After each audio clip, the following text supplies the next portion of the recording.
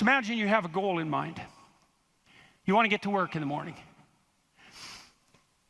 I used to ask my students a question like this, is like, what? Maybe they're going to write an essay. Why are you writing the essay? Why are you in class? Well, I'm in class because I need this class because it's part of my major. Well, why did you pick a major like that? Well, I'm interested in psychology. Well, why did you come to get a degree? Well, I think I need a degree to get a job. Well, why do you need a job? Well, I need a job to keep body and soul together, and maybe to be productive, and maybe to, establish a name for myself. And why do you want to do that? Well, because, it's part and parcel of living properly. And why do you want to live properly? And well, then, and how would you live if you lived properly? And at that point, people are usually unable to answer. Because you can just push people with questions about why until they run out of explanations. But the point is that you're always doing whatever you're doing because what you're doing is nested in a sequence of goal-directed actions. And those can be more or less sophisticated. If you're not very sophisticated at all, the nesting might be like 2 structures deep. Maybe you're, you're bored and you want to go get drunk, and why? Well, because you don't want to be bored. And if someone pushes you a little farther than that, you hit them. And, you don't want to delve into it. But if you're sophisticated, you have a pretty good hierarchy of answers. So you might say, well, why do you want to be a productive and generous citizen? And like I said, people usually bottom out there. But you could say, well, that's part of reciprocal altruism, and if I'm productive and generous, then that'll encourage other people to be productive and generous, and if we're all productive and generous together, then there'll be more for everyone, and we'll all get along better, and we'll get along for a longer period of time, and that'll make us all more stable, and that'll make our societies better. And then you might say, well, why is that relevant? You might say, well, because the alternative to that is something like a descent into something approximating hell, and so that's part of a reflection of the divine order and the eternal battle between good and evil. And then you could push it farther than that, and you could say, well, are you going to be on the side of the redemptive hero, or are you going to be on the side of the eternal adversary? Like, you can keep digging down farther and farther, and the farther down you dig, the more you get down into what you might describe as the implicit religious substrate. And it's very much useful to know that and to make as much of that conscious as possible. So now imagine that you've come to this talk tonight because you've decided to aim up. And maybe you haven't formulated that precisely explicitly, but something is driving you in this direction. And then you come to the talk and you find out that I'm talking about something that isn't what you expected, and it doesn't seem to be moving you along on your pathway forward to that end. And what's going to happen is you're going to be disappointed. And you might be anxious too. You're going to be disappointed because disappointment signals that you're experiencing something that's not relevant to the goal that you are attempting to pursue, and that might in fact be interfering with it. That's what negative emotion does. And maybe if you're disappointed in what I say, that also makes you anxious because you assumed that you would come here and I would say something relevant, because you assumed that you knew who I was, and then it turned out that I didn't, and then you don't know who I am, and then you don't know what you're doing here, and then you get anxious. And the reason you get anxious is because that's what anxiety is for.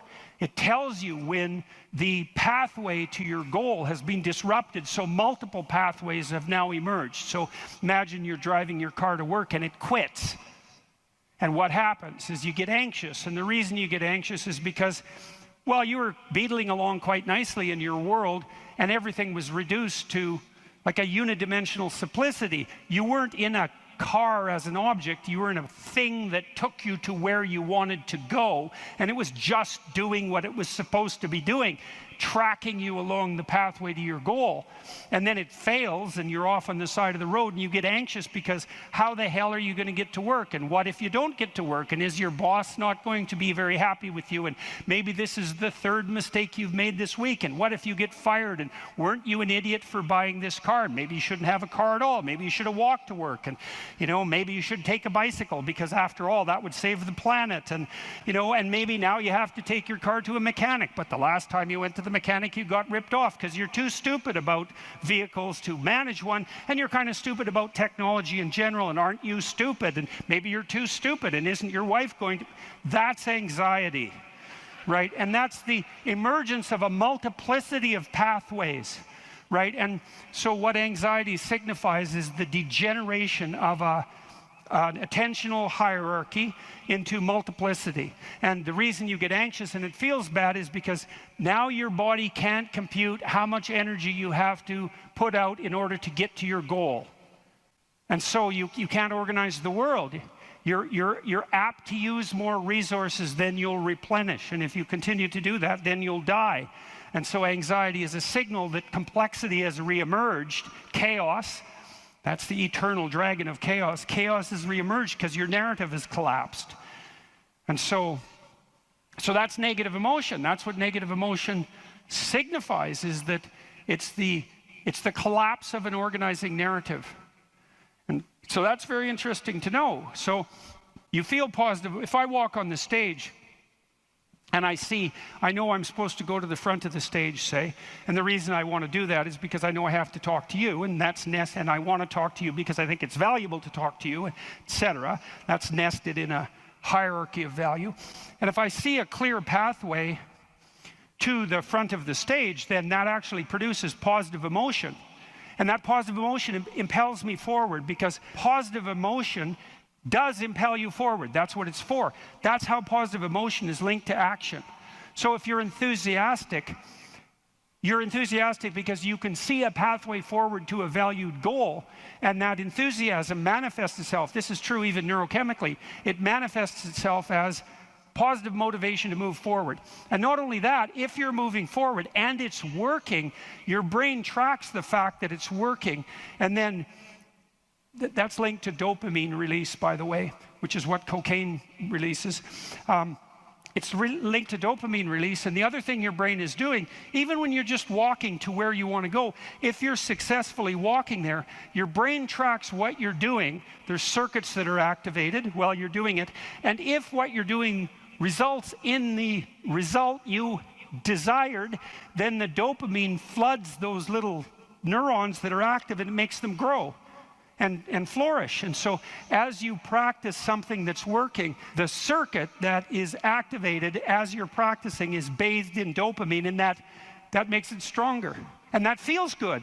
It's growth. It's part of positive emotion. And so the positive emotion moves you forward, but also encourages you to develop a habit of that practice. And so one of the things I would bloody well say is, don't make a habit of pursuing things that aren't good for you, because you build that into you. That's what happens if you become addicted to something, you know. You build a little monster inside you that's grown. It's there. It's after one goal, despite everything else. Not a good outcome. So now positive emotion also signals the fact that it's also an energy conservation observation. So as I move forward towards my goal, with each step I take, it's going to take less energy to get to the goal. And so that means that positive emotion signifies, what would you say? It signifies the increasing efficiency of your action as you move towards a goal. So negative emotion signifies the fact that things have got too complex for you to manage, and positive emotion signifies that you're approaching your goal and that there's less demand on energy output with every step forward. And so that's emotion. And that's pretty much worth knowing. And then what happens when you're watching a movie is you infer the goal of the protagonist, or the villain for that matter. You infer the goal of the character that's being portrayed on the screen. You adopt that goal as your own. Then you play out the emotions in your own body, which mimics the structure what would you call, the character that's being portrayed on the screen, and you live that all out inside you. And that's also how you understand other people. Right? You don't listen to someone and then figure out what they're saying and then infer what they're thinking. That isn't how it works. What you do is you listen to someone till you figure out what they're up to. As soon as you figure out what they're up to, you can adopt that frame of reference. As soon as you adopt that frame of reference, you have the same emotions. And that's what makes you united. And so that's so interesting. And so then you think, look, there's 5,000 people in here. If there were 5,000 chimpanzees, you guys would be tearing each other into shreds, because no one would be able to know what anyone else was up to. But because all of you are here paying attention to the same thing in the same way, you have virtually identical emotional states, and that means instantly your behavior is rendered predictable to one another. And there's no difference between that and peace. They're the same thing. And so what that means is that one of the predicates of a civil, productive, and peaceful society is that everyone inhabits the same narrative. And you might say, well, we don't need the same narrative. It's like, yes, we do, because if we inhabit a different narrative, then we're running emotionally in different directions, and we will not understand each other, and we will run into conflict, and that conflict can become deadly at the drop of a hat. And so it's a precondition for a civil society that everyone is united in the same narrative. And then that begs the question, right? What is the narrative insofar as we're unified? And another question, which is, what should the narrative be? Right? Now, the postmodernists figured out that we looked at the world through a story, but they said their mantra is they became skeptical of meta-narratives, which are uniting narratives. And that's all well and good to be skeptical about meta-narratives, but you run into the problem of internal disunion, because if you don't have a uniting narrative, then you're divided against yourself, and you run into the problem of social disunity, because if we're not looking at the same thing for the same reason, then we can't get along. And those are big problems. Now, the way the postmodernists glided over that immense cataclysmic problem was to offer the proposition that the narrative that unites us is just one of power and oppression, right? And that the fundamental motivation that guides, first of all, even your internal organization, your own internal tyranny, you're oppressing your id or your natural self. And then if you establish a relationship with someone like a marriage, well, that's just a manifestation of patriarchal oppression. And if you organize a business relationship, it's a relationship of mutual exploitation, and so far and so on, all the way up the political hierarchy, all the way back into the past. A more dismal view of human existence couldn't possibly be formulated. And I always think about it as a kind of implicit confession.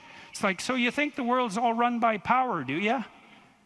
Okay, I know what game you're playing and attempting to justify, and it's completely bloody preposterous, because first of all, if you tyrannize yourself, you're going to be one miserable creature. Plus, you're going to rebel constantly, as you already know.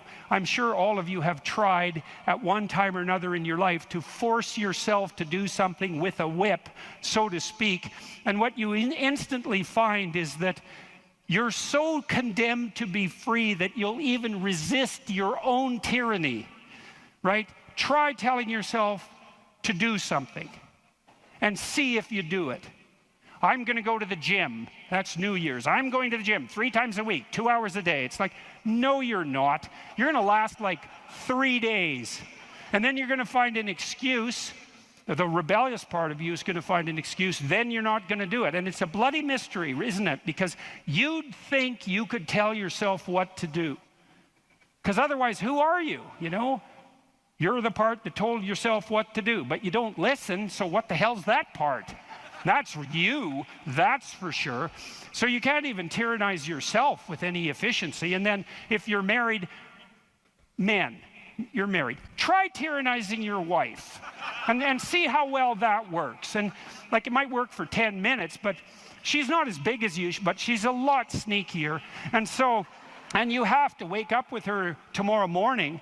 And so even if you do win the fight, which you won't, she's going to bloody well take it out on you the next day, and no wonder. And so you're bound in that relationship by the necessity of continual iterative interactions, right? And they have to be moderately peaceful, or you're going to tear each other into shreds.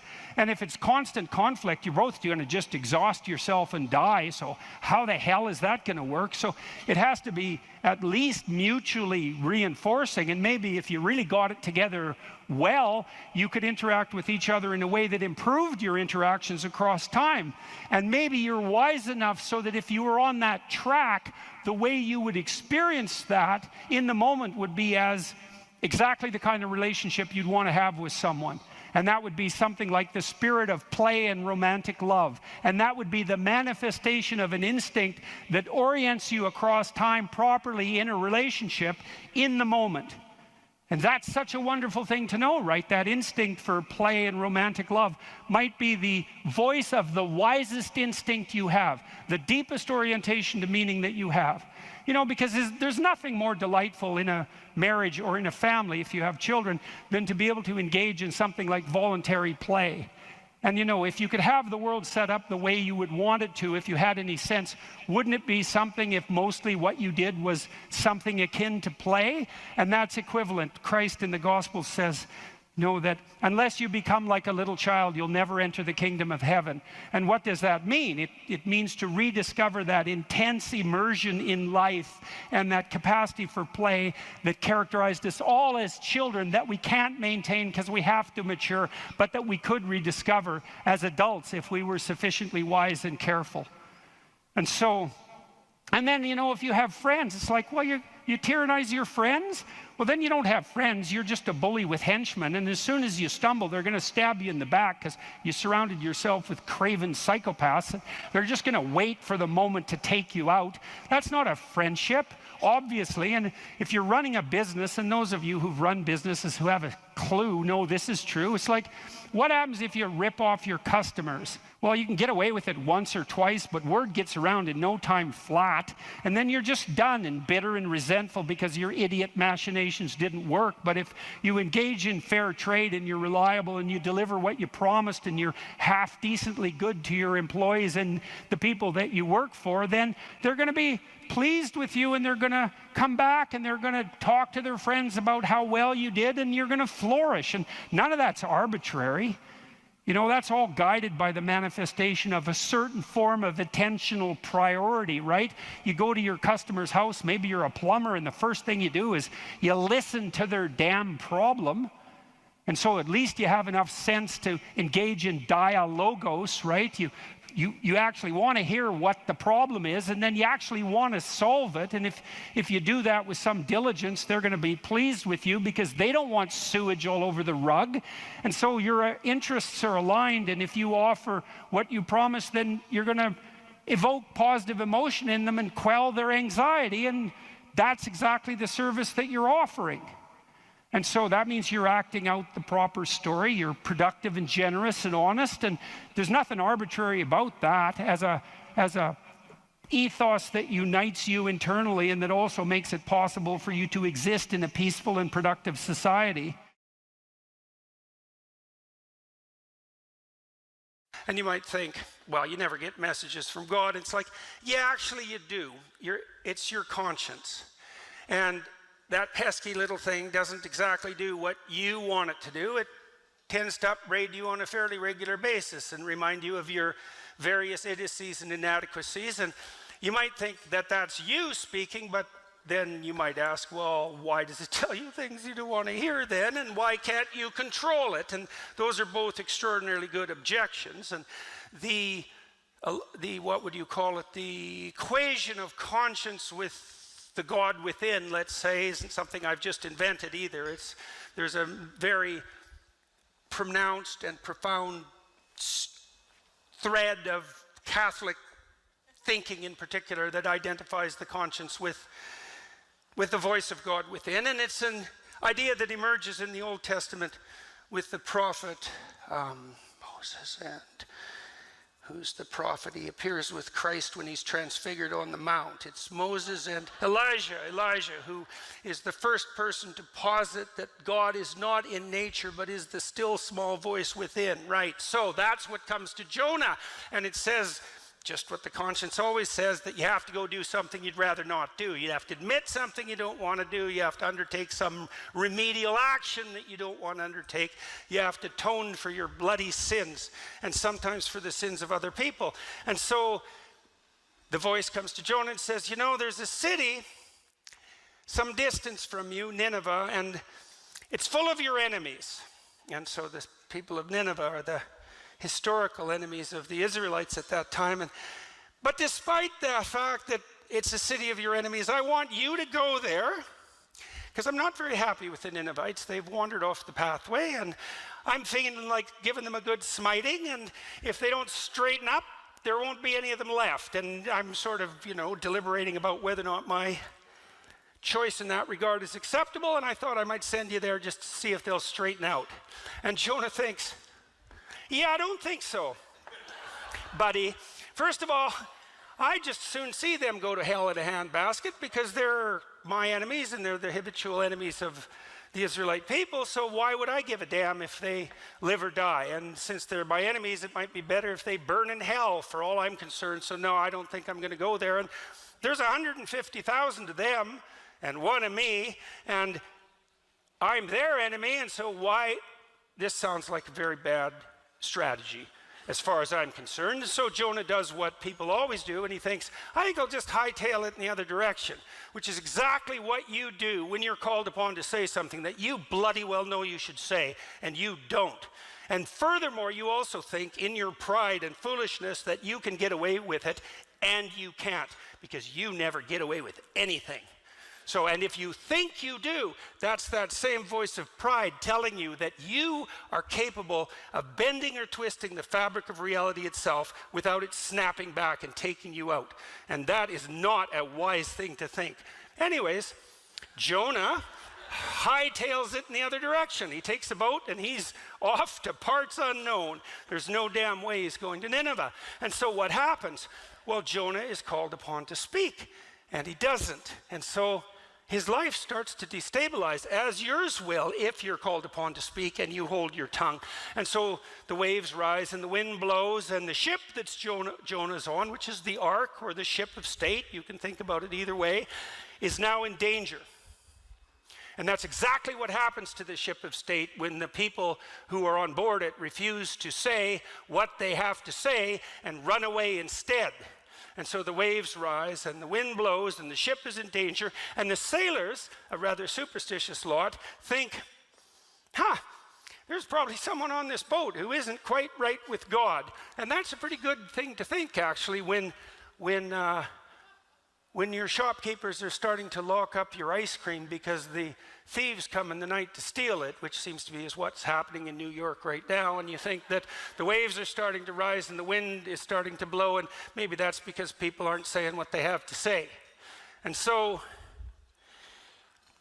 Jonah is asked by the sailors, is everything okay with the God you worship and you? And Jonah, who's still a relatively honest man, says, well, no, as a matter of fact, I had a direct commandment from Yahweh. And they say, well, who's this Yahweh?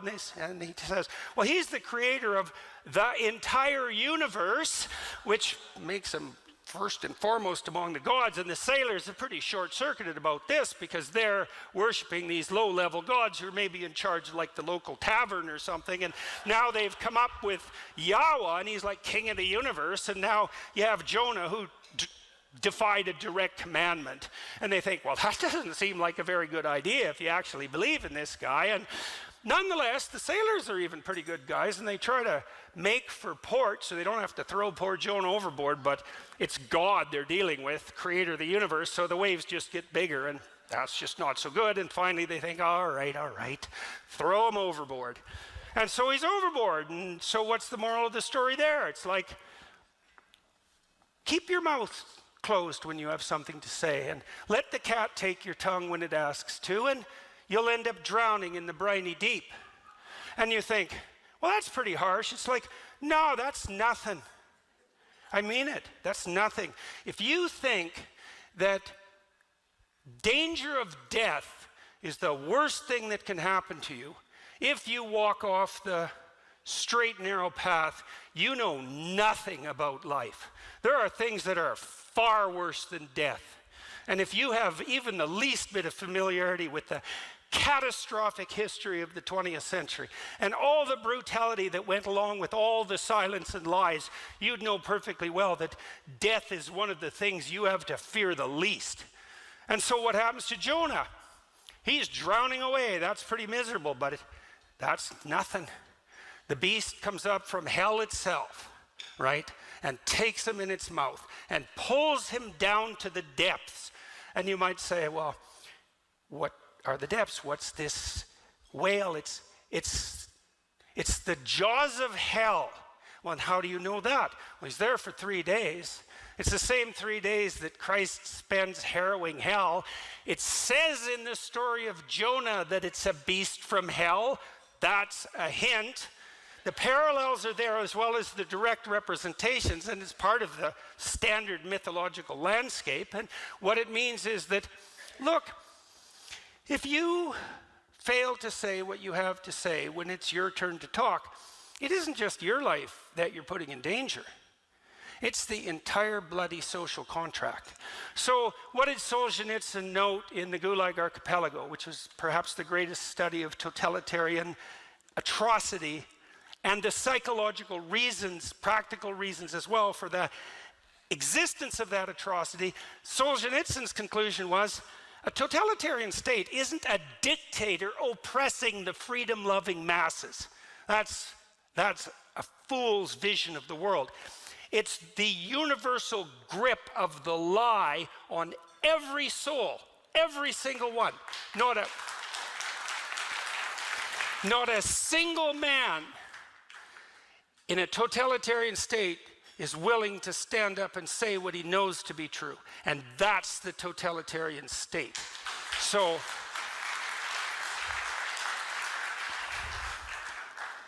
what happens if you don't say what you have to say? Well, then you go to hell and you take everyone you love with you. And that's what happens. And then I'll close with this. And that's not like some story. It is some story. But it's also what actually happens, as bluntly as it can be stated. And so that's another reason why it doesn't take courage to say what you have to say when you're called upon to speak. It takes wisdom, and that's not the same thing. Okay, and I'll close with this. Here's something to think about as well. I've been writing about the story of Abraham. Abraham's an interesting story. So it opens up with a guy who's already in paradise. At least he's in the socialist utopia paradise. And I mean that, in that he has everything he needs given to him. So his state has fulfilled for him the Marxist dictum of each according to his need. Abraham has rich parents. He has everything he needs in his tent. He can lay there and let half-naked slave girls wave palm fronds over him, eat peeled grapes. And he does that till he's like 75. And no wonder. Anyways, a voice comes to him and says, okay, buddy, up and at 'em. It's time to get away from your tent and get away from your mom and get away from your dad and get away from your family and your tribe and to go out in the world and have an adventure. And so Abraham listens. Oddly enough, he listens, and he goes out on his adventure, and it's one bloody cataclysmic catastrophe after another. It's starvation and tyranny and the conspiracy of the Egyptian aristocracy to steal his beautiful wife, and war and death and the necessary calling for the sacrifice of his son. It's just a cataclysm. And through all that, God promises him that if he maintains his faith, he'll be the father of nations. And what does that mean? It means if you have the adventure of your life, then everything that could possibly be granted to you will be granted to you. And then you might ask, well, how do you have the adventure of your life? And the answer is, you tell the truth. You exercise your right and responsibility to free speech. You tell the truth. And then you might say, well, why is that an adventure? Well, first I could say, try it. But I could say, let's explain it. Why is it an adventure? And also, why is it your adventure? Well, if you're lying, whatever happens to you, that's not your adventure. If you're lying and something happens to you, that's the adventure of the spirit of the lie. The lie that you think you told, but that actually possesses you. And the adventure of the spirit of the lie is hell. And so that's not a good idea. So it's not you that has that adventure, because if it was you, that would be you speaking. And if it was you speaking, that would be your truth. That would be the truth.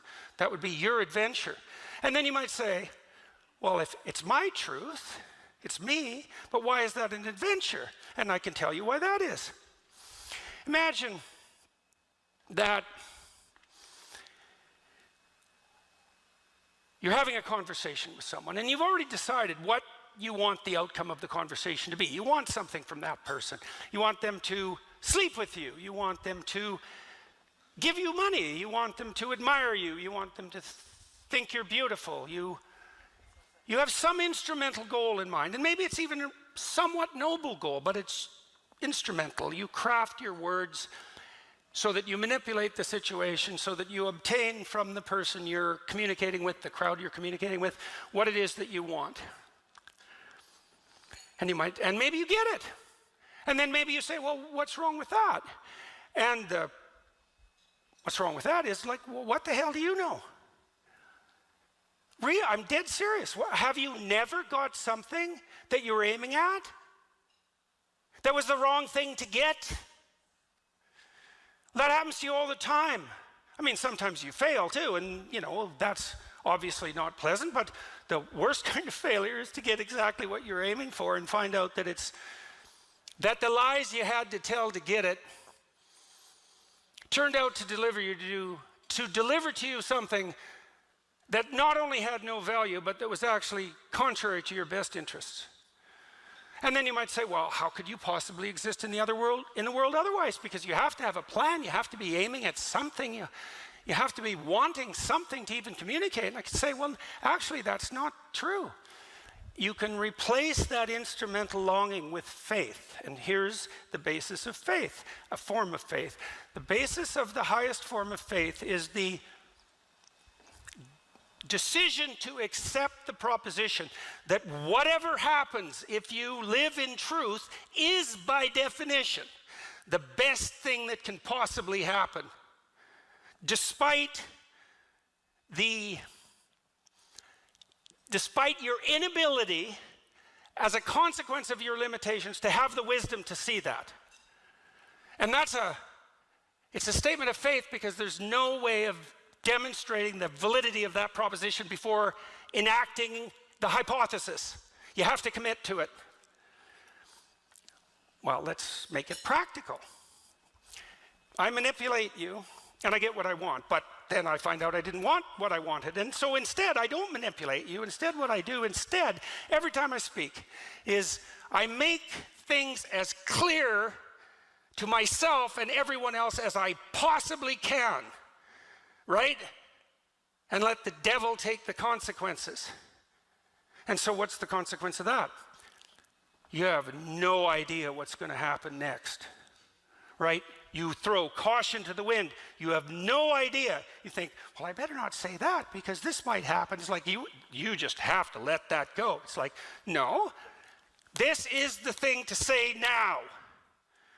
And whatever happens, bring it on. Well, that's an adventure. Right, that's an adventure. And if you do it enough, then you have the adventure of your life. And then, if you have the adventure of your life, it's so bloody interesting and so engaging and so exciting that it justifies the misery of your existence.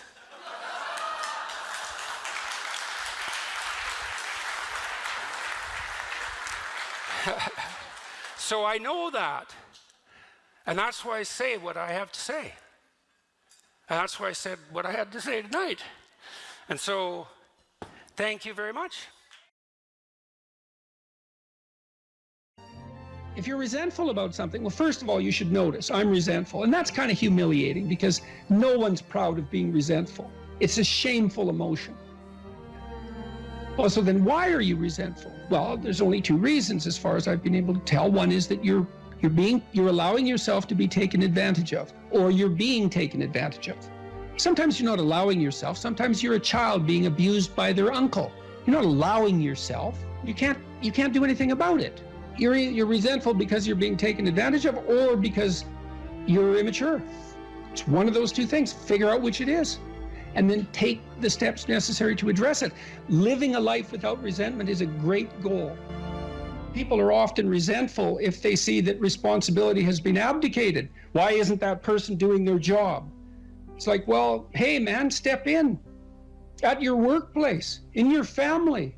You know, and you think, well, I shouldn't have to do that extra work. Well, you shouldn't be a slave. You shouldn't allow yourself to be tyrannized. But if something bugs you because a responsibility is going unfulfilled, there's a great opportunity for you.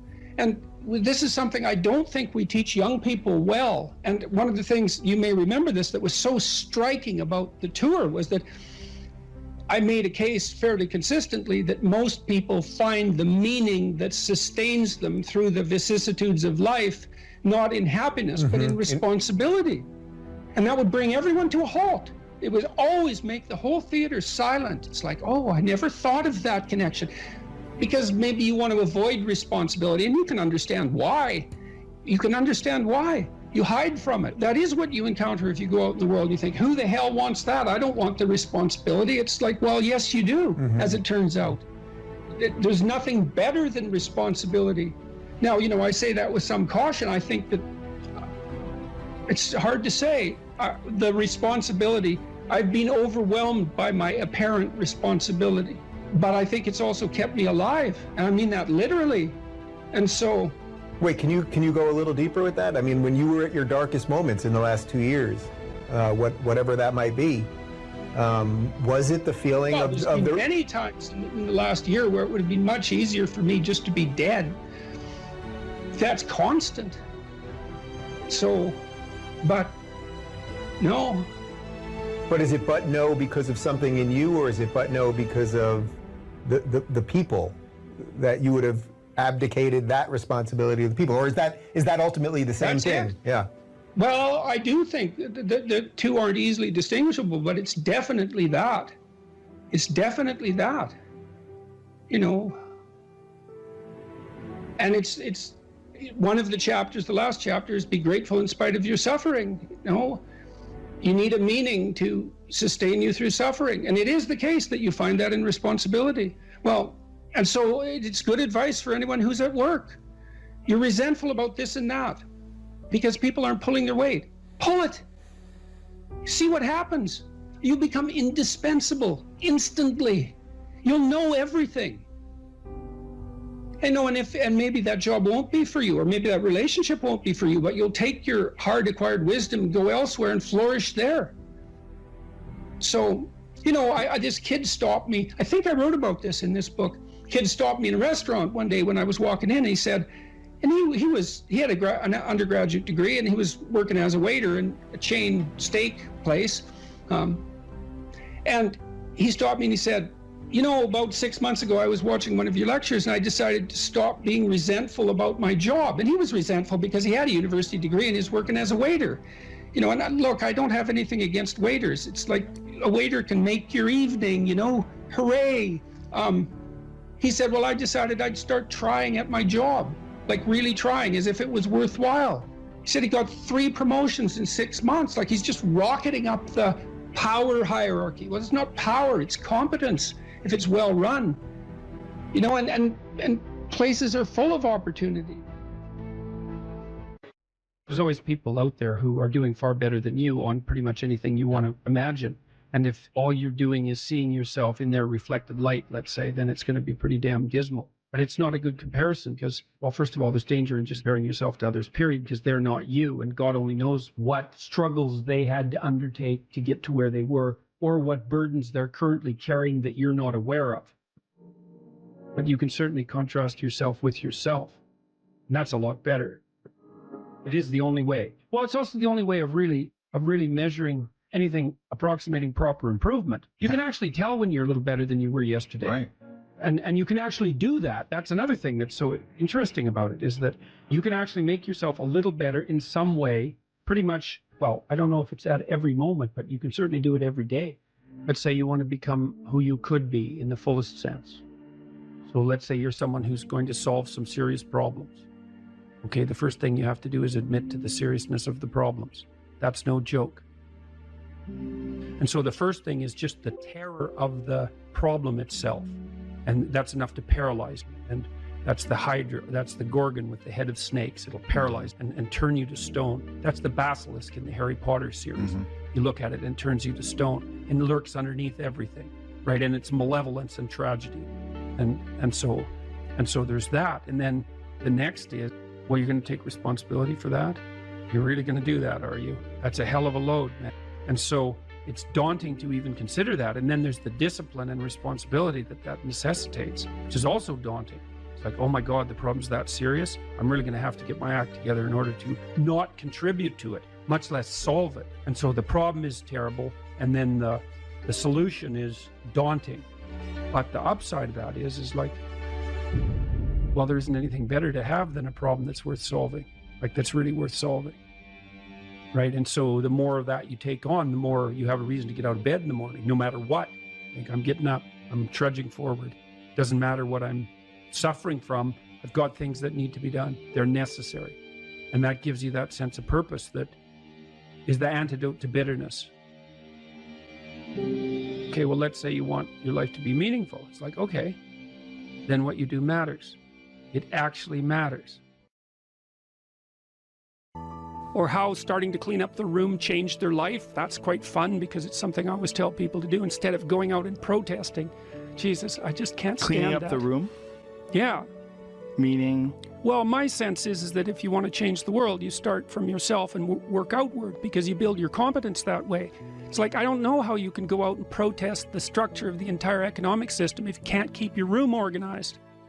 Well, I made a video call, which was called Message to Millennials, where it was called How to Change the World Properly. A bit of on the pretentious side, I suppose, but I was trying to produce something that was a counterposition to this idea that what you should do is go out and fix up other people. You know, that's just not right. And there's a New Testament line about that, something about, you know, not worrying too much about the log in your neighbor's eye, or about the speck in your neighbor's eye when you have a log in your eye. What would the world be like if people stopped avoiding the things they knew they should do? You know, because the question is, how much are we contributing to the fact that life is an existential catastrophe and a tragedy? How much is our own corruption contributing to that? That's a really worthwhile question. The things you leave undone because you're angry, you're resentful, you're lazy, you have inertia. Well, you consult your conscience and it says, well, you know, that place over there could use a little work. It's the same as working on yourself, and so you clean that up because you can. And then things are a little clearer around you. And you're a little better off because you've practiced a bit. And so you're a little stronger. And then something else manifests itself and says, well, maybe you could like take a crack at fixing me up too. So you decide to do that. And then that gets a little bit more pristine, you know, and soon, and it's humble because you're not exceeding your domain of competence. You know, it's like, don't be fixing up the economy, 18-year-olds. You don't know anything about the economy. It's a massive, complex machine beyond anyone's understanding, and you mess with it at your peril.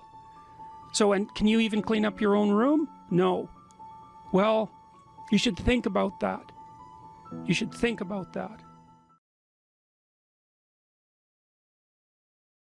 You know, if you take people, and I told you this, and you expose them voluntarily to things that they are avoiding and are afraid of, you know, that they know they need to overcome in order to meet their goals, their self-defined goals. If you can teach people to stand up in the face of the things they're afraid of, they get stronger. And you don't know what the upper limits to that are, because you might ask yourself, like, if for 10 years, if you didn't avoid doing what you knew you needed to do, by your own definitions, right, within the value structure that you've created, to the degree that you've done that, what would you be like? Well, you know, there are remarkable people who come into the world from time to time, and there are people who do find out over decades-long periods what they could be like if they were who they were, if they spoke their being forward. And they get stronger and stronger and stronger, and we don't know the limits to that. We do not know the limits to that. And so you could say, well, in part, perhaps the reason that you're suffering unbearably can be left at your feet, because you're not everything you could be, and you know it. And of course, that's a terrible thing to admit, and it's a terrible thing to consider, but there's real promise in it, right? Because it means that perhaps there's another way that you could look at the world, and another way that you could act in the world, so what it would reflect back to you would be much better than what it reflects back to you now. And then the second part of that is, well, imagine that many people did that, because we've done a lot as human beings. We've done a lot of remarkable things, and I've told you already, I think before, that today, for example, about 250,000 people will be lifted out of abject poverty, and about 300,000 people attached to the electrical power grid. We're lifting people out of poverty collectively at a faster rate that's ever occurred in the history of humankind by a huge margin. And that's been going on unbelievably quickly since the year 2000. The UN had planned to have poverty between 2000 and 2015, and it was accomplished by 2013. So there's inequality developing in many places, and you hear lots of political agitation about that. But overall, the tide is lifting everyone up, and that's a great thing. We have no idea how fast we can multiply that if people got their act together and really aimed at it. Because, you know, my experience is with people that we're probably running at about 51% of our capacity. I mean, you can think about this yourselves. I often ask undergraduates how many hours a day you waste, or how many hours a week you waste. And the classic answer is something like 4 to 6 hours a day. You know, inefficient studying, watching things on YouTube that not only do you not want to watch, that you don't even care about, that make you feel horrible about watching after you're done. That's probably 4 hours right there. You know, you think, well, that's 25 hours a week, it's 100 hours a month, that's 2.5 full work weeks, it's half a year of work weeks per year. And if your time is worth $20 an hour, which is a radical underestimate, it's probably more like 50 if you think about it in terms of deferred wages. If you're wasting 20 hours a week, you're wasting $50,000 a year, and you are doing that right now. And it's because you're young, wasting $50,000 a year is a way bigger catastrophe than it would be for me to waste it, because I'm not going to last nearly as long. And so if your life isn't everything it could be, you could ask yourself, well, what would happen if you just stopped wasting the opportunities that are in front of you? You'd be, who knows how much more efficient? 10 times more efficient, 20 times more efficient. That's the Pareto distribution. You have no idea how efficient people get. It's off the charts. Well, and if we all got our act together collectively and stopped making things worse, because that's another thing people do all the time. Not only do they not do what they should to make things better, they actively attempt to make things worse because they're spiteful or resentful or arrogant or deceitful or homicidal or genocidal, or all of those things all bundled together in an absolutely pathological package. If people stopped really, really trying just to make things worse, we have no idea how much better they would get just because of that. So there's this weird dynamic that's part of the existential system of ideas between human vulnerability, social judgment, both of which are major causes of suffering, and the failure of individuals to adopt the responsibility that they know they should adopt. And that's the thing that's interesting too, is that, and like another thing I've often asked my undergraduate classes is, you know, there's this idea that people have a conscience. And you know what the conscience is. It's this feeling or voice you have in your head just before you do something that you know is stupid, telling you that probably you shouldn't do that stupid thing. You don't have to listen to it, strangely enough. But you go ahead and do it anyways, and then, of course, exactly what the conscience told you was going to happen inevitably happens, so that you feel even stupider about it than you would if it happened by accident. Because you know, I knew this was going to happen, I got a warning it was going to happen, and I went and did it anyways. And the funny thing, too, is that conscience operates within people, and we really don't understand what the hell that is. So you might say, well, what would happen if you abided by your conscience for 5 years or for 10 years? What sort of position might you be in? What sort of family might you have? What sort of relationship might you be able to forge? And you can be bloody sure that a relationship that's forged on the basis of who you actually are is going to be a lot stronger and more welcome than one that's forged on the basis of who you aren't.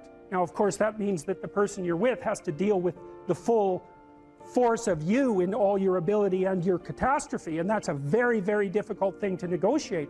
But if you do negotiate it, well, at least you have something, you have somewhere solid to stand, and you have somewhere to live. You have a real life, and it's a great basis upon which to bring children into the world, for example, because you can have an actual relationship with them instead of torturing them half to death, which is what happens in a tremendously large minority of cases.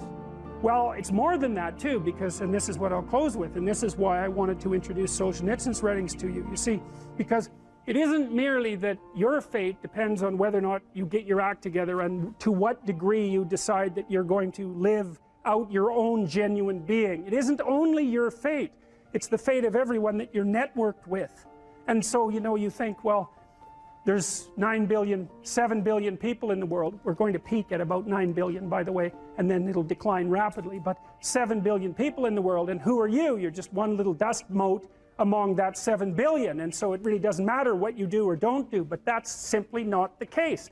It's the wrong model, because you're at the center of a network. You're a node in a network. Of course, that's even more true now that we have social media. You'll know 1,000 people at least over the course of your life, and they'll know 1,000 people each, and that puts you one person away from 1,000,000 and two persons away from 1,000,000,000. And so that's how you're connected. And the things you do, they're like dropping a stone in a pond. The ripples move outward, and they affect things in ways that you can't fully comprehend. And it means that the things that you do and that you don't do are far more important than you think. And so if you act that way, of course, the terror of realizing that is that it actually starts to matter what you do. And you might say, well, that's better than living a meaningless existence. It's better for it to matter. But I mean, if you really asked yourself, would you be so sure if you had the choice? I can live with no responsibility whatsoever. The price I pay is that nothing matters. Or I can reverse it and everything matters. But I have to take the responsibility that's associated with that. It's not so obvious to me that people would take the meaningful path. You know, when you say, well, nihilists suffer dreadfully because there's no meaning in their life, and they still suffer. Yeah, but the advantage is they have no responsibility. So that's the payoff, and I actually think that's the motivation. Say, well, I can't help being nihilistic. All my belief systems have collapsed. It's like, yeah, maybe. Maybe you've just allowed them to collapse because it's a hell of a lot easier than acting them out. And the price you pay is some meaningless suffering, but you can always whine about that and people will feel sorry for you, and you have the option of taking the pathway of the martyr, so that's a pretty good deal, all things considered, especially when the alternative is to bear your burden properly and to live forthrightly in the world. Well, what Solzhenitsyn figured out, and so many people in the 20th century, it's not just him, even though he's the best example, is that if you live a pathological life, you pathologize your society. And if enough people do that, then it's hell. Really. Really. And you can read the Gulag Archipelago if you have the fortitude to do that, and you'll see exactly what hell is like. And then you can decide if that's a place you'd like to visit, or even more importantly, if it's a place you'd like to visit and take all your family and friends. Because that's what happened in the 20th century.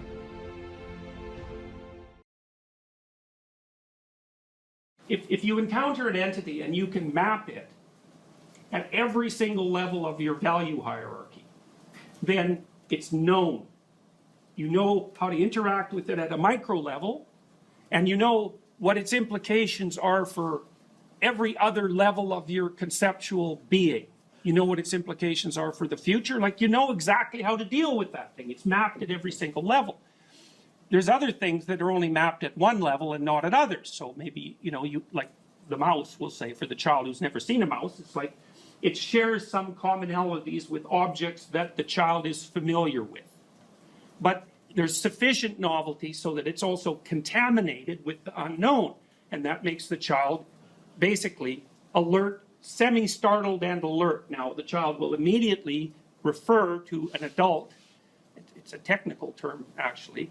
They'll look at the adult's face because the adult's face will broadcast the motivational and affective significance of that event. And so the child looks, references, and then reads off the face and of course the speech and the bodily actions exactly what that thing signifies, you know, and then if the person that they're looking at jumps up on the table and screams, then that's one set of meanings, which is, God, this thing is magical, it's only this big, and look at what effect it has on, you know, my aunt, for the sake of argument, who's, you know, a pretty competent preacher as far as I can tell, being 2 years old, you know, and then if she just dismisses it, you know, her actions are going to determine the meaning of that phenomenon.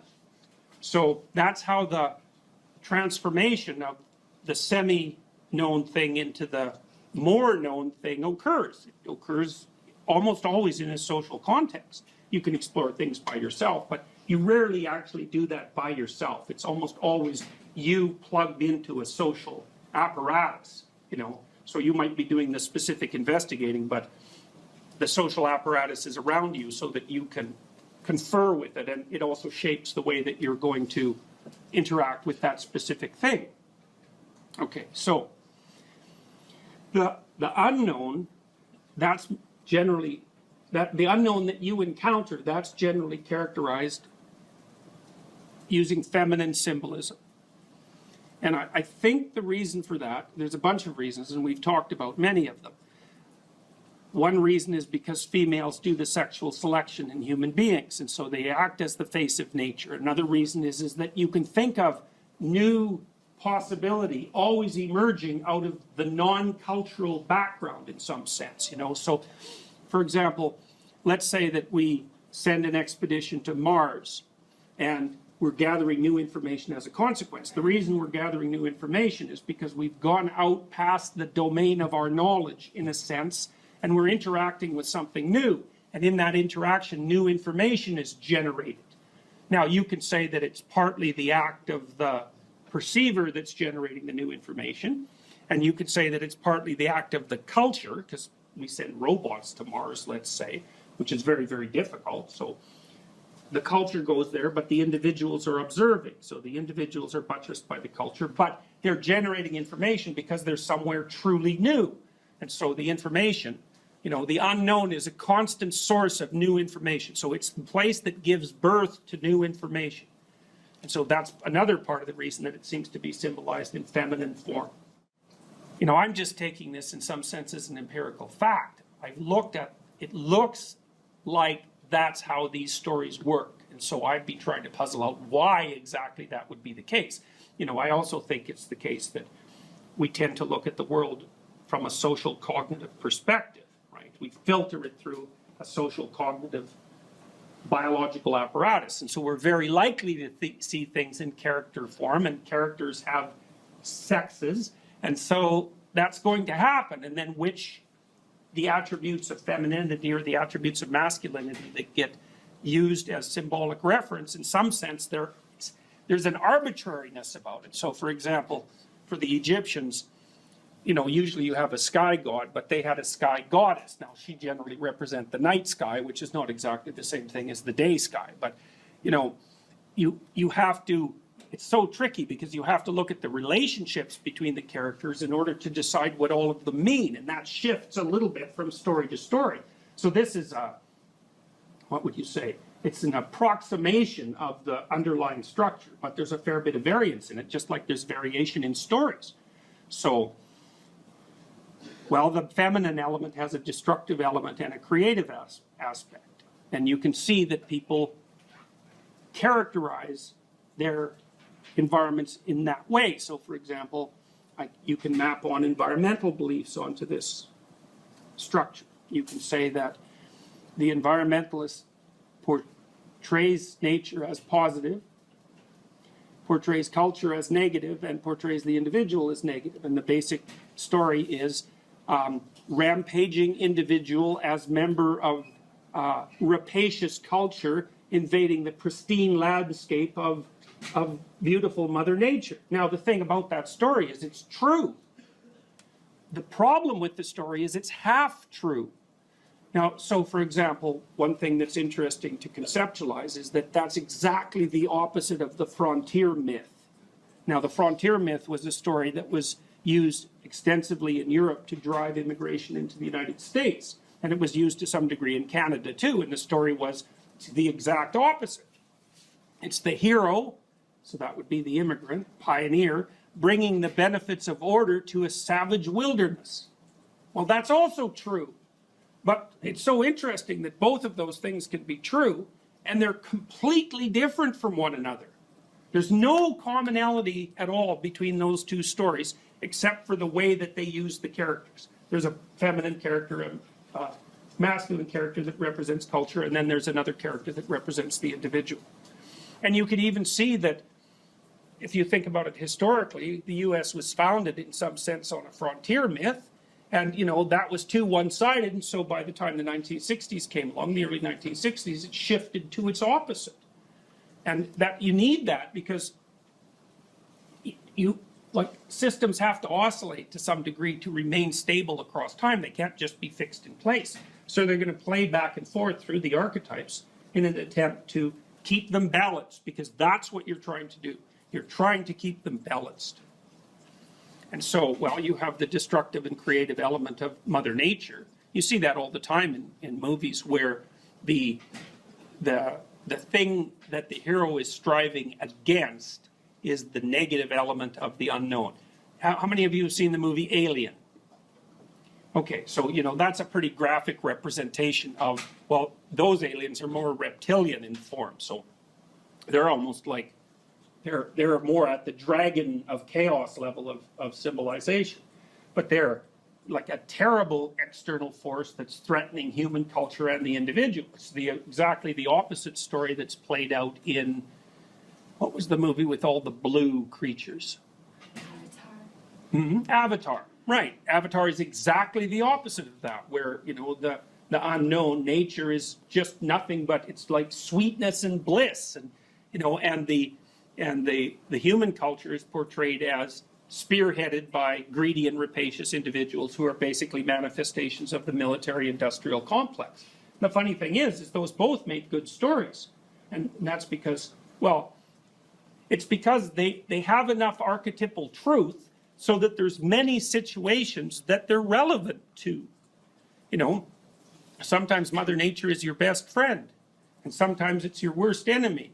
And so you could go down to the jungles of Peru, and you could talk to the people who live there, and you could find out what they know about medicinal plants in the jungle, and you could bring home things to cure disease. Or you could just go down there and get lost in the jungle, and then you're dead. In some sense, it's the same jungle. And whether it's positive or negative depends on what stance you take towards it and how you behave. And so the other thing that's really interesting about mythology, and this is the lovely element of mythology, is that part of what it does is tell you how to take this incredibly complex landscape that's positive and negative at the same time at every level of analysis, and how to navigate through it so that the proper balance is maintained as far as the entire system is concerned. So that culture has an orderly element, and that's what protects us here, and it has a tyrannical element, and that's what makes you treated like numbers at the University of Toronto. You get both of those at exactly the same time. And then the archetypal individual has the same fundamental nature, hero or villain. And those have archetypal roots, because the ultimate hero is the ultimate perfect person, and the ultimate villain is, Satan himself in whatever form he happens to take. And it doesn't take much knowledge of this structure before you can start seeing it manifest itself all over, especially in movies that are particularly popular, because they almost always have a central archetypal theme. The Marvel superhero movies are a really good example of that. So, and if it's complex literature, the archetypes are mixed to some degree. So you have a hero who's not only a hero, you have a hero who has all sorts of flaws, and he's in a culture, or she's in a culture that has positive elements and negative elements, and they're in a broader landscape that's characterized by exactly the same thing. So it's nuanced, and the more sophisticated you get, the more you can tolerate that kind of nuance. And I think that's also one of the things, that's partly why literature is such a good antidote to ideology, because the more sophisticated the literature becomes, the more complex the and fragmented in some sense, or no, differentiated. The more differentiated the archetypal landscape becomes. So when someone tells you a story, whatever the story happens to be, one of the things you can do when you know this substructure is you can say, okay, yeah, but where are the missing pieces? Where are they going? Because if they're not included, then they're generally projected onto something. You know, because they're there, you can't get away from them. They're there. How does the person account for them? You know, so. What could you do to improve yourself? Well, let's step one step backwards. The first question might be, why should you even bother improving yourself? And I think the answer to that is something like, so you don't suffer any more stupidly than you have to. Accept responsibility for the catastrophe of your life. And that way you transcend it. And there's an unbelievably hopeful message in there. And the message is, you're actually strong enough to do that. You just don't know it. And you won't find out till you do it. You can't find out till you do it. But if you did it, you'd find out that it was true. Bargain with the future. Wow, that's just, what an idea that is. You know, it's so unlikely. It's a massive risk. It's the ultimate in risks, right? You have to be willing to lose your life in order to find it. What you're willing to forego today's pleasure for tomorrow's advantage. And that's what sacrifice is. And I would say, start where you can start. You know, if something announces itself to you as in need of repair, that you could repair, then, hey, fix it. You fix 100 things like that, your life will be a lot different. If I wanted to spend 10 minutes making this room better, what would I have to do? And you have to ask yourself that, right? It's not a command, it's like a genuine question. And things will pop out in the room that you know, there's a stack of papers over there that's kind of bugging you, and you know that maybe a little order there would be a good thing. There's some rubbish behind your computer monitor that you haven't attended to for like 6 months, and the room would be slightly better if it was a little less dusty and the cables weren't all tangled up the same way. And if you allow yourself just to consider the expanse in which you exist at that moment, there'll be all sorts of things that'll pop out in it that you could just fix. So life is brutal, and what you have to set against that is possibility. So I would say if you're 16 and your life isn't so happy, it's like, look around and see if there are opportunities that people are granting you, even imperfect opportunities, because they're going to be imperfect, that you could exploit in the proper way and learn and grow. But the fundamental lesson, the more fundamental lesson that's underneath that is, don't let what you are stop you from being what you could be. So imagine that there's you and there's the potential inside you, whatever that is. You know? And potential is an interesting idea because it represents something that isn't yet real, yet we act like it's real. And that potential is partly what you could be if you interacted with the world in a manner that would gain you the most information. You take yourself and you put yourself in a new environment. New genes turn on in your nervous system. They encode for new proteins.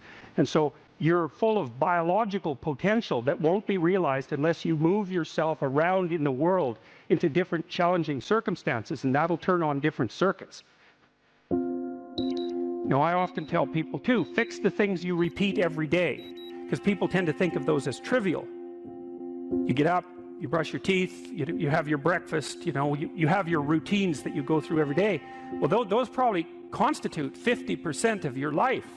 And people think, well, they're mundane, I don't need to pay attention to them. It's like, no, that's exactly wrong. The things you do every day, those are the most important things you do. Hands down. All you have to do is do the arithmetic. You figure it out right away. So 100 adjustments to your broader domain of being, and there's a lot less rubbish around and a lot fewer traps for you to step into.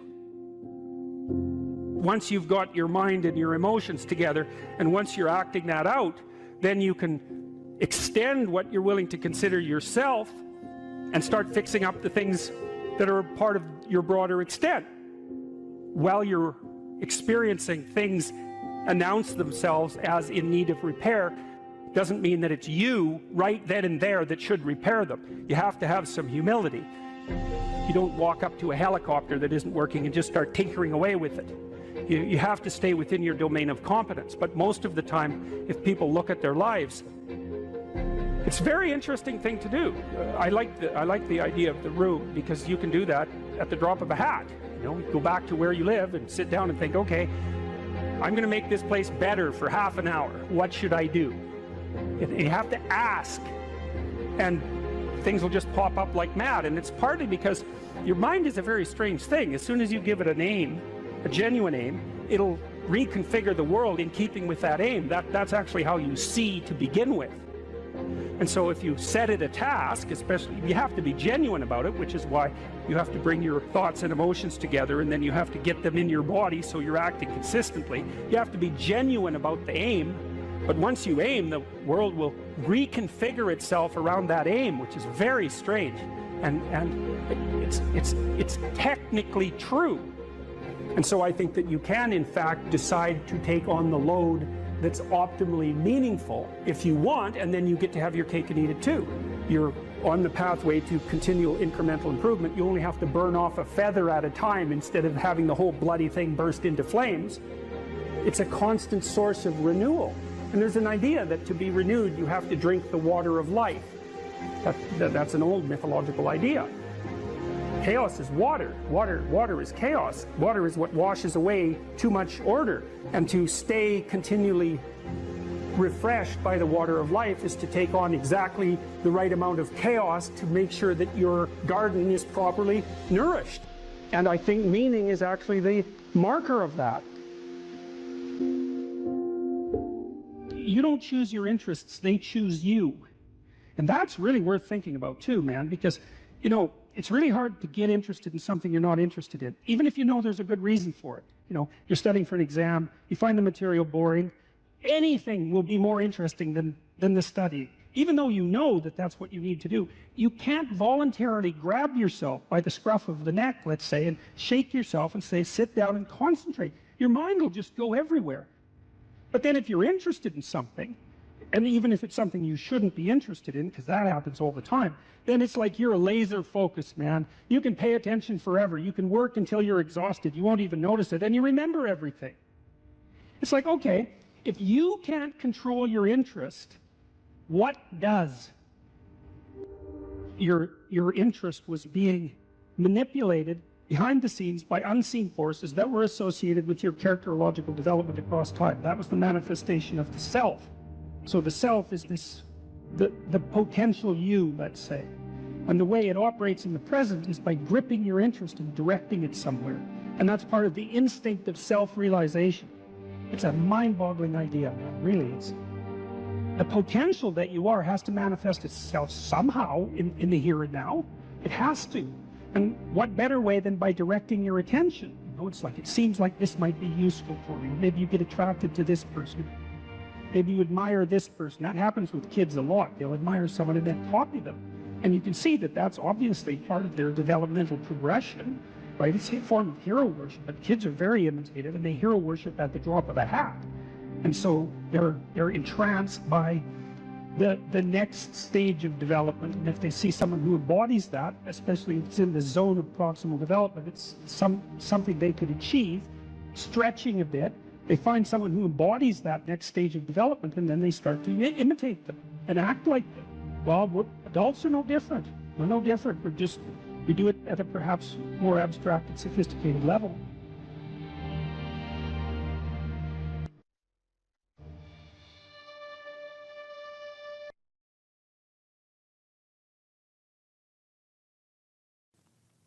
You know, I read about the Columbine massacre and the kids who undertook it.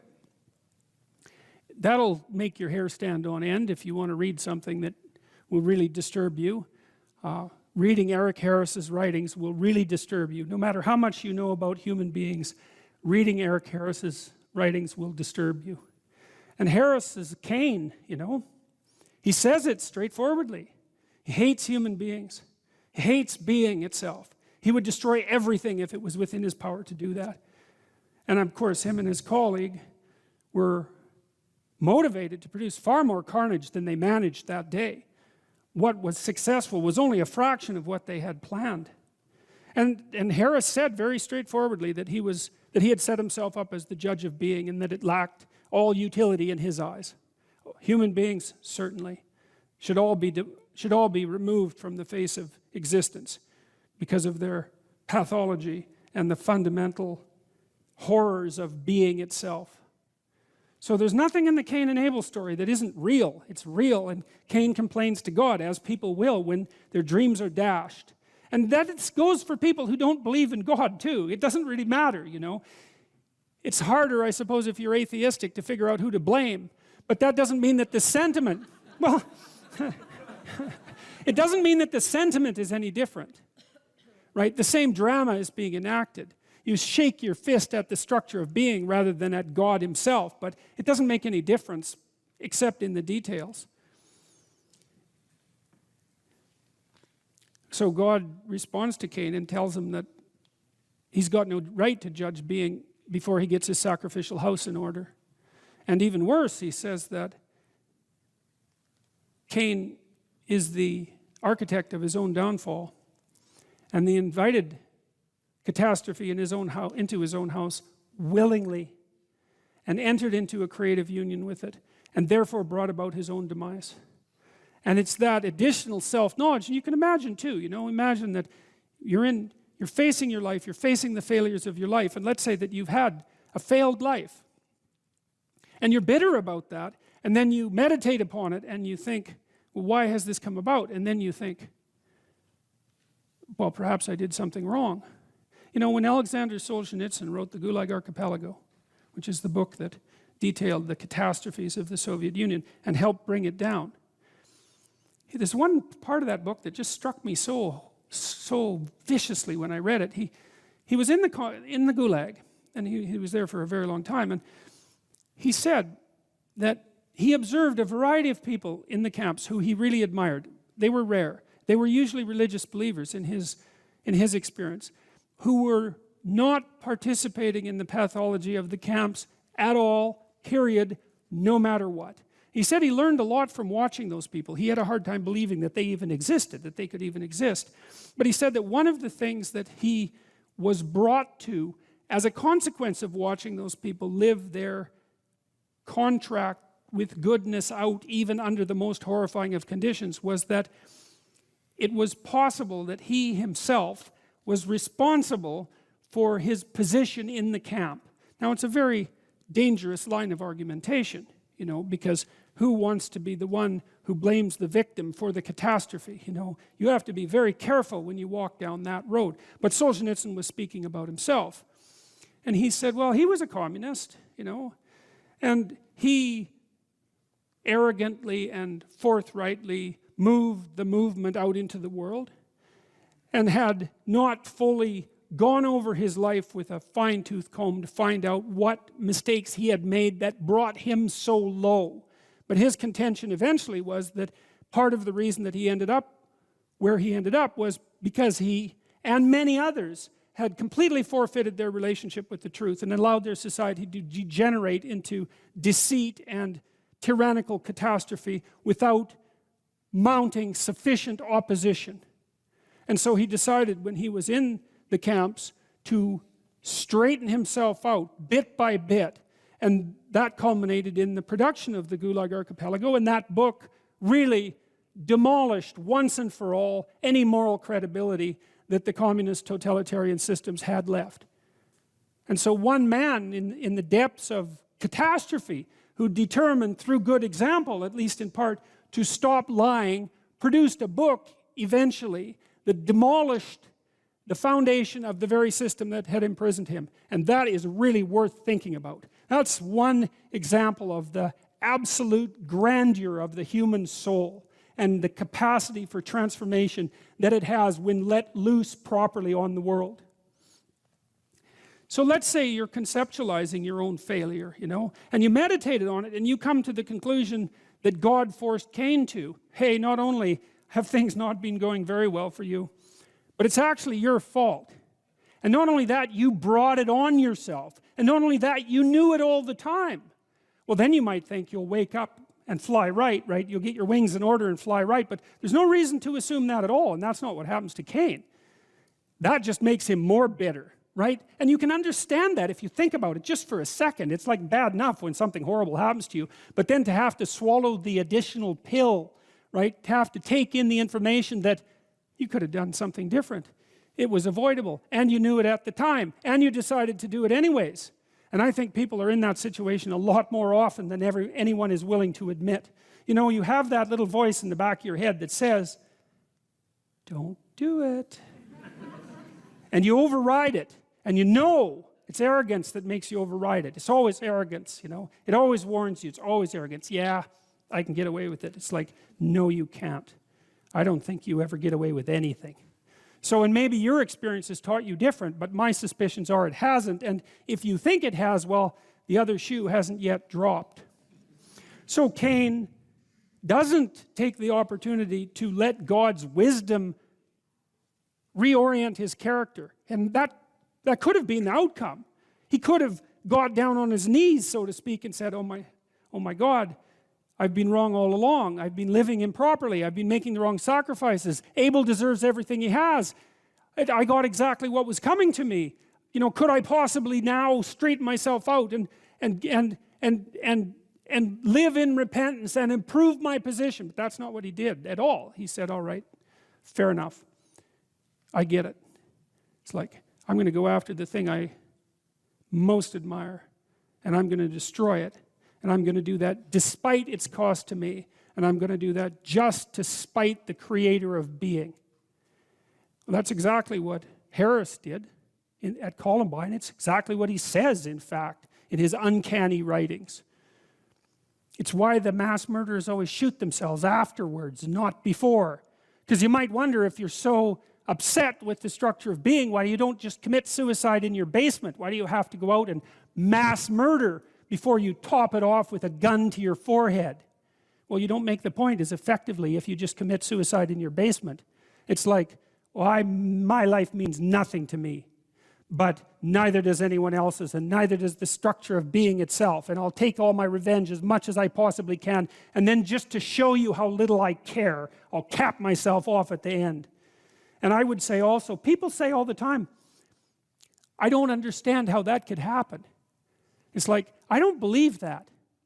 I think an hour of thought, of real thought about your darkest feelings about existence itself, illuminates the pathway to that sort of behavior quite clearly. And I think if you, I mean, I might be wrong. Like, I might be a darker person than most, and it's certain. Okay.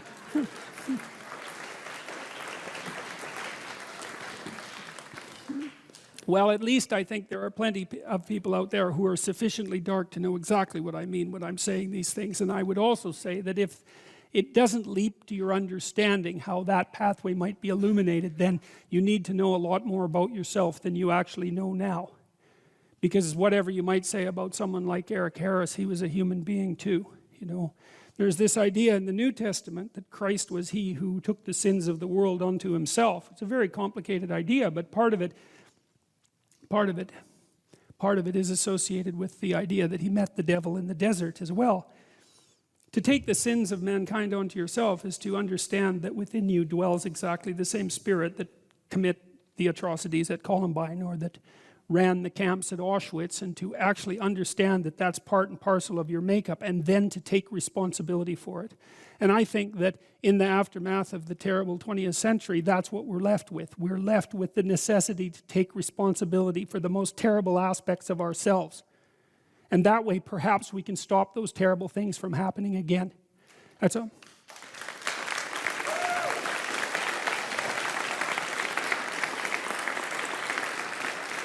And that also means, you know, that you don't look for the, what would you call it, the purveyor of malevolence outside yourself, right? It isn't someone else, even though sometimes it's someone else. You know what I mean? It's like there are identifiable perpetrators, but that's not precisely the point. The point is something more like that the proper place for the encapsulation of that malevolence, at least the proper place to start, is within the confines of your own existence, and then perhaps within the confines of your family. And that way you're not a danger to those that you misapprehend as malevolent and evil, because you won't get your aim right to begin with. You'll identify them improperly, and you'll take your revenge in a manner that allows you to omit your own responsibility, to act out your unconscious desire for revenge and to move the world just that much closer to hell.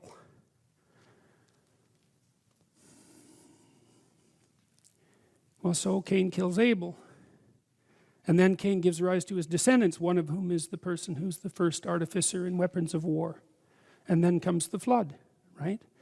Which seems perfectly, miraculously reasonable to me, because what those stories do, it's so amazing that the story of Cain and Abel segues into the story of the flood, because it is the case that the catastrophes that beset society can best be conceptualized as the spread of individual pathology into the social world, and the what would you call the magnification of that pathology to the point where everything comes apart. And I truly believe that if you familiarize yourself with the last 100 years of history, that that's the conclusion that you would derive. And the people who are most wise that I've read who've commented on that say the same thing over and over, which is the key to the prevention of the horrors of Auschwitz and the Gulag in the future is the reconstruction of the individual soul at the level of each individual. And that's a terrible message because it puts the burden on you. But it's an amazing message because it also means that you could be the source of the process that stops that catastrophe and malevolence from ever emerging again. And you know, it's hard for me to imagine that you have anything that could possibly be better to do with the time that you have left. That's that willingness to gaze into the abyss, which is obviously what you were doing when you went to Ukraine. It's like, it's gazing into the abyss that makes you better. The thing is, and this is maybe where Nietzsche's idea is not as differentiated as it became. Sometimes your gaze can be forcefully directed towards the abyss, and then you're traumatized. If it's involuntary and accidental, it can kill you. The more it's voluntary, the more transformative it is. And that's part of that idea about facing death and hell. It's like, can you tolerate death and hell? And the answer is, this terrible answer is, yes, to the degree that you're willing to do it voluntarily. And then you might ask, well, why should I have to subject myself to death and hell? I'm innocent. And then the answer to that is, even the innocent must be voluntarily sacrificed to the highest.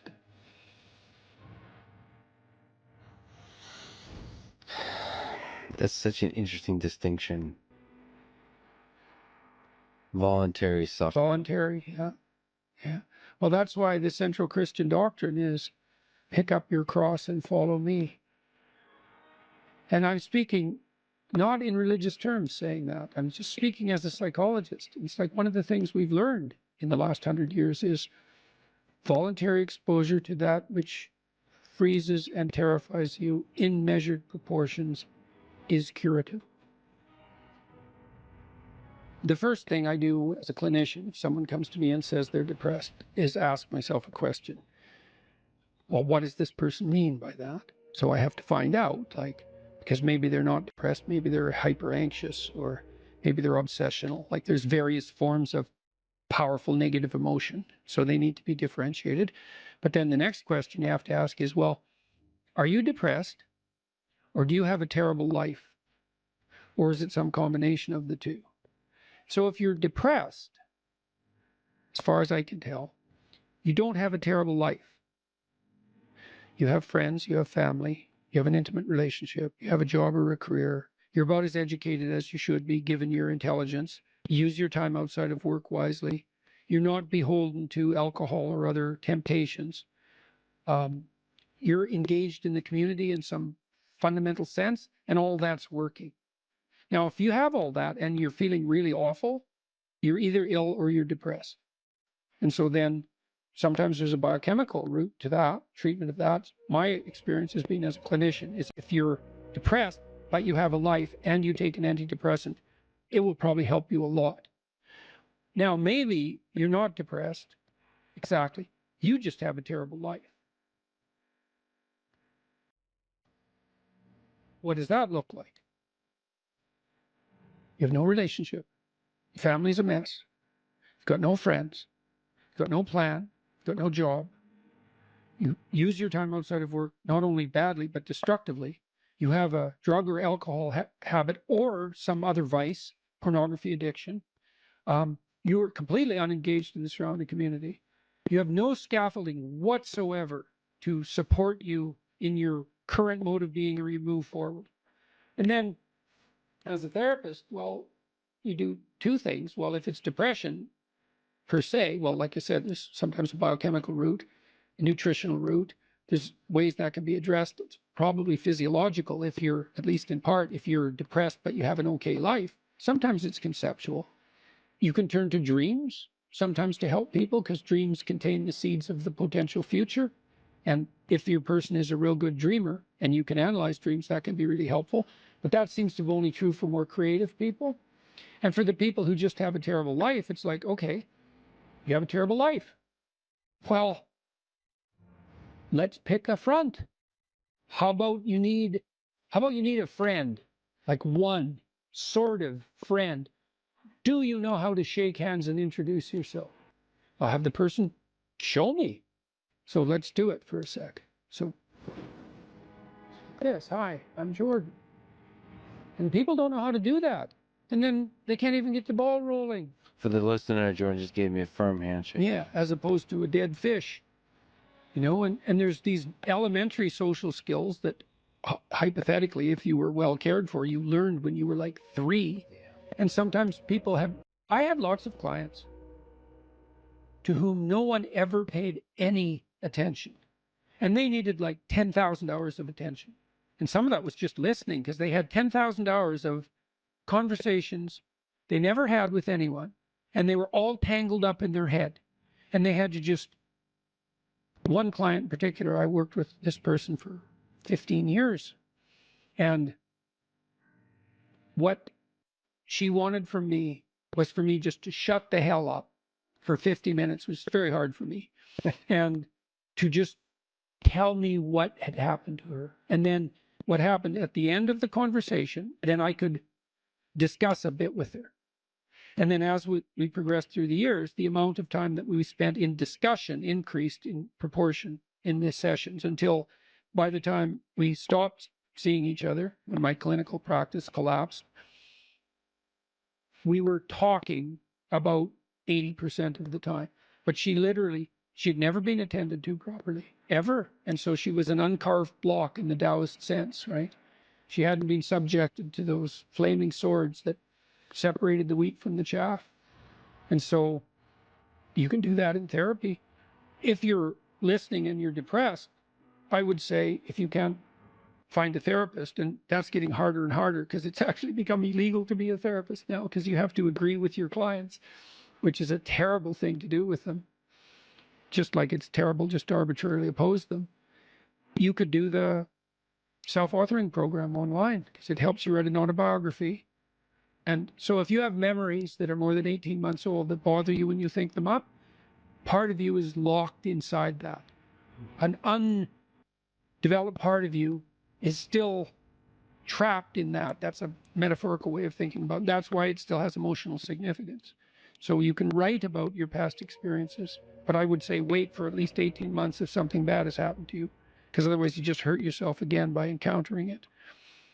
You can bring yourself up to date with an autobiography. There's an analysis of faults and virtues. That's the present authoring. And then there's a guided writing exercise that helps you make a future plan. That's young men who do that could go to college. Young men who do that, 90 minutes, just the future authoring, 90 minutes. They're 50% less likely to drop out. That's all it takes. Like I had clients who were so depressed they literally couldn't get out of bed. So what's their first step? It's like, can you sit up once today? No. Can you prop yourself up on your elbows once today? Like you scale back the dragon till you find one that's conquerable that moves you forward. There's a rubric for life. Scale back the dragons till you find one conquerable, and it'll give you a little bit of gold, commensurate with the struggle. But the plus side of that, because you think that, God, that's depressing. You mean I have to start by sitting up? Well, you do if you can't sit up.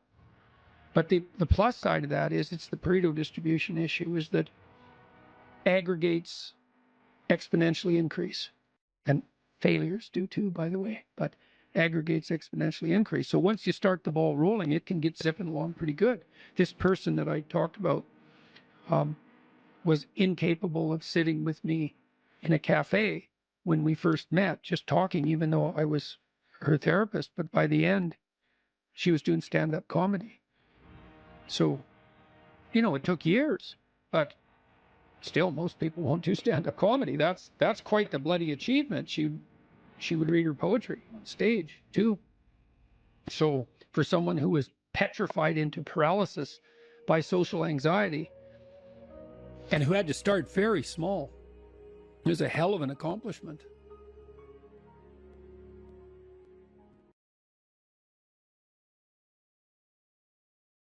Put yourself together. And then maybe if you put yourself together, you know how to do that. You know what's wrong with you, if you'll admit it. You know there's a few things you could polish up a little bit, that you might even be able to manage in your insufficient present condition. And so you might shine yourself up a little bit, and then your eyes will be a little more open, and then you can shine yourself up a little bit more, and then maybe you could bring your family together instead of having them be the hateful, spiteful, neurotic, infighting batch that you're doomed to spend Christmas with. So then you fix yourself up a little bit, and then you got to figure out, well, can you figure out how to make peace with your idiot brother? And probably not, because he's just as dumb as you, so how the hell are you going to manage that? And so then maybe you get somewhere that way, and your family's sort of functioning, and you find out, well, that kind of relieved a little bit of suffering, although it reduced the opportunities for spiteful revenge, and that's kind of a pain in the neck. And so then you get your family together a little bit, and you're a little clued in then, at least a bit, because you've done something difficult that's actually difficult. You're a little wiser, and so then maybe you could put a tentative finger out beyond the family and try to change some little thing without wrecking it. So, and that's the other message of the West. It's like, how do you overcome the suffering of life? And I'm not saying it's only the message of the West. How do you overcome the suffering of life? Is be a better person. That's how you do it. Well, that's hard. It takes responsibility. And I think, if you said to someone, you want to have a meaningful life? Everything you do matters. That's the definition of a meaningful life. But everything you do matters. You're going to have to carry that with you. Or do you want to just forget about the whole meaning thing, and then you don't have any responsibility, because who the hell cares? And you can wander through life doing whatever you want, gratifying impulsive desires for how useful that's going to be. And you're stuck in meaninglessness, but you don't have any responsibility. Which one do you want? Well, ask yourself, which one are you pursuing? And you'll find very rapidly that it isn't the majority of your soul that's pursuing the whole meaning thing, because, well, look what you have to do that. You have to take on the fact that life is suffering. You have to put yourself together in the face of that. Well, that's hard. Christ, it's amazing people can even do it. I'm stunned every day when I go outside, and it isn't a riot with everything burning. There's all these ruined people out there. They've got problems like you can't believe. Off they go to work and do things they don't even like, and look, the lights are on. It's a miracle, and we're so ungrateful. College students, the postmodern types, they're so ungrateful. They don't know that they're surrounded by just a bloody miracle. It's a miracle that all this stuff works, that all you crazy chimpanzees that don't know each other can sit in the same room for 2 hours sweltering away without tearing each other apart, because that's what chimps do. Anyways, so I got to the bottom of some things, at least as far as I can tell, so I told you what the bottom is, and then I got this idea about what you might do about it, which isn't my idea. It's an old idea. It's far older than Christianity. It's old. It's the oldest story of mankind. Get yourself together. Transcend your suffering. See if you can be some kind of hero. Make the suffering in the world less. Well, that's the way forward, as far as I can tell, if there is any way forward. Live without it. Assuming you want to get better, there's usually something you can figure out that would constitute a step towards some sort of concrete goal. And my presumption, it's a behavioral presumption fundamentally, is that small accruing gains that repeat are unbelievably powerful. You can tyrannize yourself into doing things, but I wouldn't recommend it. What I would recommend instead is that you ask yourself what you're willing to do. It's a really effective technique. It's like a meditative technique. So for example, you can get up in the morning and you can think, well, you know, I'd like to have a good day today, so I'd like to go to bed tonight without feeling guilty because I, didn't do some things I said I was going to do, and I'd like to have kind of an interesting day. So you got to fulfill my responsibilities, and I want to, enjoy the day. Then you can ask yourself, well, what would I have to do in order for that to happen that I would do?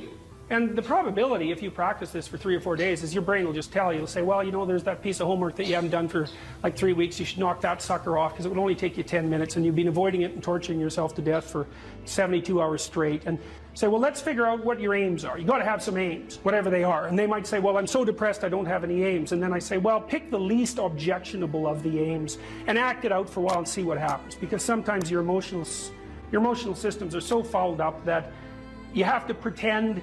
You have to act the thing out before you can start to believe it. Life can be meaningful enough to justify its suffering. I thought, God, that's such a good idea. Because it's not optimistic exactly. Some people will tell you, well, you can be happy. It's like, those people are idiots. I'm telling you, they're idiots. There's going to be things that come along that flatten you so hard you won't believe it. And you're not happy then. And so if life is to be happy, well, in those situations, what are you doing? Why even live?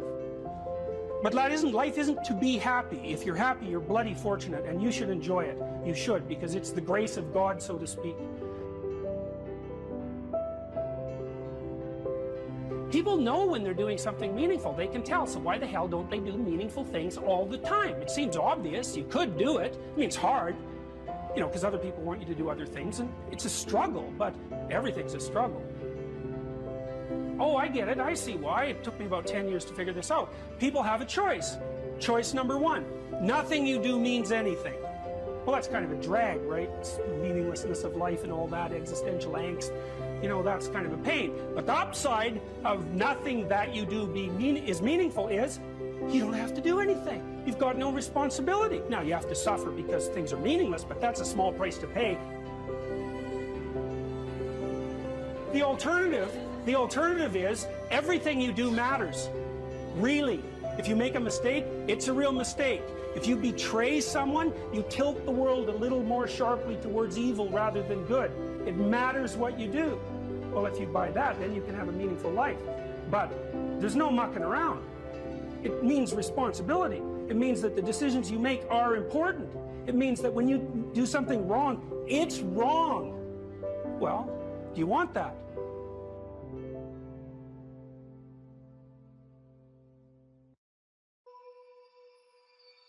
We should make a very clear distinction here that often when people are embittered and resentful and feel like they're victims, it's because really awful things have happened to them. Now, not always, but often. And so then the question is, well, if you're in a situation and something really awful is happened to you or has happened to you, then, well, why shouldn't you feel like a victim? And is there a better alternative? And part of what you were trying to lay out in this part of the book is what those better alternatives are. So part of looking for that hero is to find out from someone else's example. In your case, it was your mother, but these other sources that you described of people who were in a sort of hell in an undeniable sense, but who chose in a very real way to make it as good as it could possibly be given the circumstances. And so they had to turn to sources of power, let's say, and strength and fortitude and resilience that weren't, in some sense, obviously associated with the catastrophe. I mean, in your mother's case, it's a pretty tragic situation. She's a young mother, she has young kids, now she has breast cancer, and she fights a losing battle over a period of 5 years. That's pretty bad. And then you have to ask yourself, given that that's obviously pretty bad, how is it even possible that someone could handle that with not only grace and courage, but the kind of grace and courage that leaves their children with an immovable sense of the ability to prevail in the face of the deepest adversity. I mean, that's really something. You said here, thousands have come before you and they did just fine. So quit your complaining. And it's not because you have nothing to complain about. That's not the case. It's that that's not the right approach. The fact is, and this is such an optimistic fact, as well as a judgment in some sense, the fact is that if someone else can do it, so can you. And that's something, right? If you're reading about the great heroes in history, people who are in these terrible situations, and you see someone rise to the occasion, and then you can say, well, that was a person who did that, and I'm a person, and so maybe I have that capacity too, even though I don't know how to approach it. And then some of the rest of your book, much of the rest of your book, I would say in some sense is a guide to help people figure out how they could approach that. One of the things you point out first is, well, notice who you admire. And then maybe try consciously practicing becoming like that. And you know, people are very, very, very, very tough. And it turns out that if you face things, that you can put up with a lot more than you think you can put up with, and you can do it without becoming corrupted. And she did recover quite fully, and much as a consequence of her own machinations, because she figured out what was wrong with her and then took the necessary steps to fix it, which is nothing short of a bloody miracle as far as I'm concerned. And anyways, part of the cat bit is I actually start by talking about our dog, who actually died about a year ago, but he's still alive in the book. I let people know, because dog lovers love dogs, and if you love cats, then they think you don't like dogs, and then they don't like you. So I also point out at the beginning of the chapter that, if you want to pet a dog on the street, that's okay too, so you don't have to get up in arms about it. But the idea is that, you have to be alert when you're suffering. You have to be alert to the beauty in life, the unexpected beauty in life. And that's kind of what I was trying to get across with the idea of the cat. There's this cat that lives across the street from us called Ginger, and Ginger's a Siamese cat. And cats really aren't domesticated, technically speaking. They're still wild animals, but they kind of like people. God only knows why, but they do, And so Ginger will come wandering over, and our dog looks at her, but they're friends, and she rolls over on his back, and Seiko used to, nose her a bit, and then she'd kind of mosey over and let you pet her if she was feeling like it that day. And, you have to look for that little bit of sparkling crystal in the darkness when things are bad. You have to look and see where things are still beautiful and where there's still something that's sustaining. And, you narrow your time frame and you be grateful for what you have, and that can get you through some very dark times, and maybe even successfully if you're lucky. But even if unsuccessfully, then maybe it's only tragic and not absolute hell. And you can do that, in the worst situation. You can make it only tragic and not hell. And there's a big gap between tragedy and hell. There's nothing worse at a deathbed than to see the people there fighting. The death is bad enough, but you can take that, as terrible as it is, and make it into something that's absolutely unbearable. And maybe I think, and this is sort of what I closed the book with, this idea is that if we didn't all attempt to make terrible things even worse than they are, then maybe we could tolerate the terrible things that we have to put up with in order to exist, and maybe we could make the world into a better place, and it's what we should be doing and what we could be doing, because we don't have anything better to do. And that's what the book is about, and that's the end of 12 Rules for Life.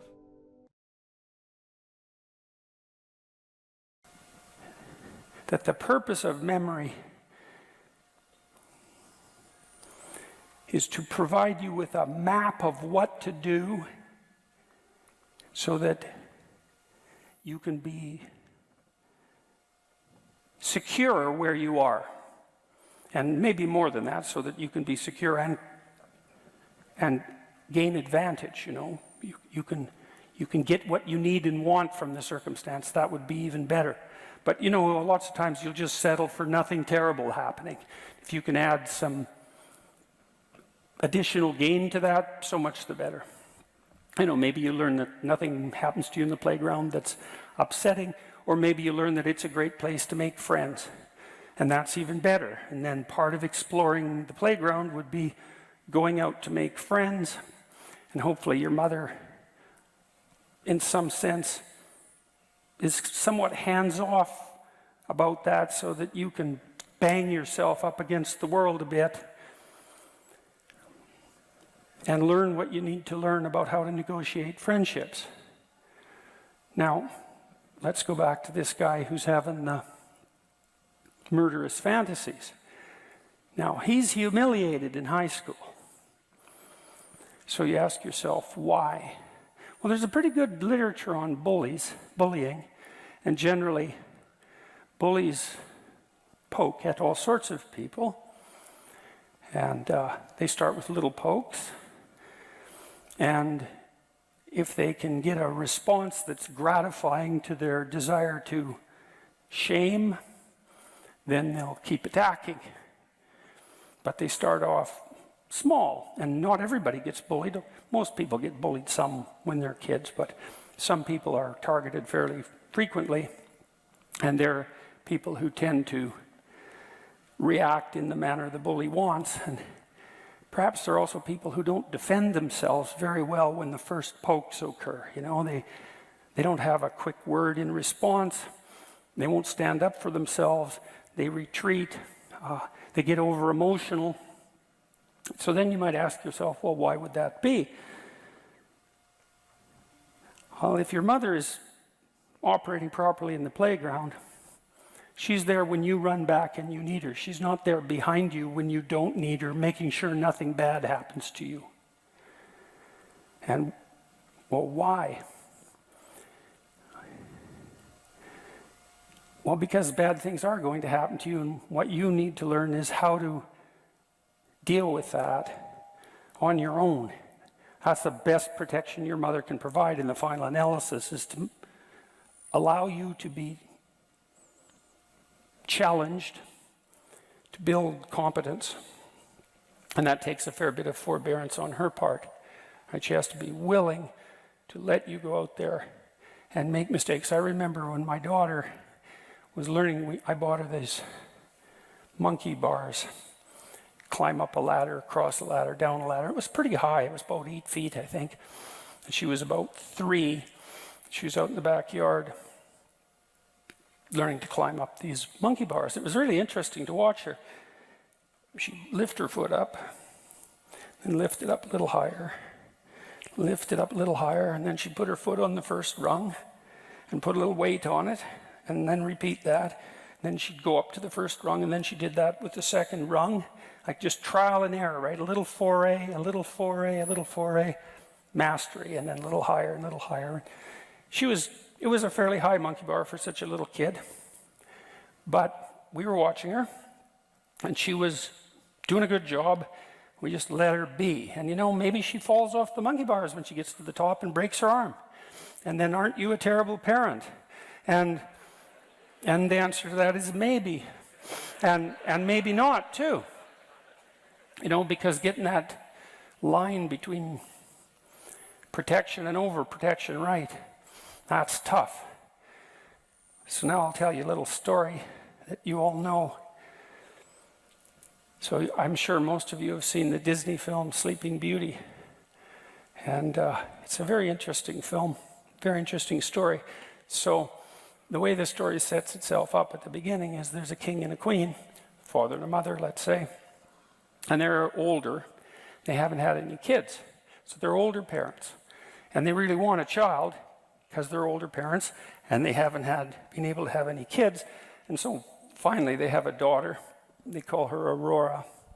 And they're pretty thrilled about it, and the whole kingdom has a celebration, and it's christening day, and they invite everyone in the kingdom to come except Maleficent, which is an interesting word because she's an evil queen, but Maleficent means malevolent, right?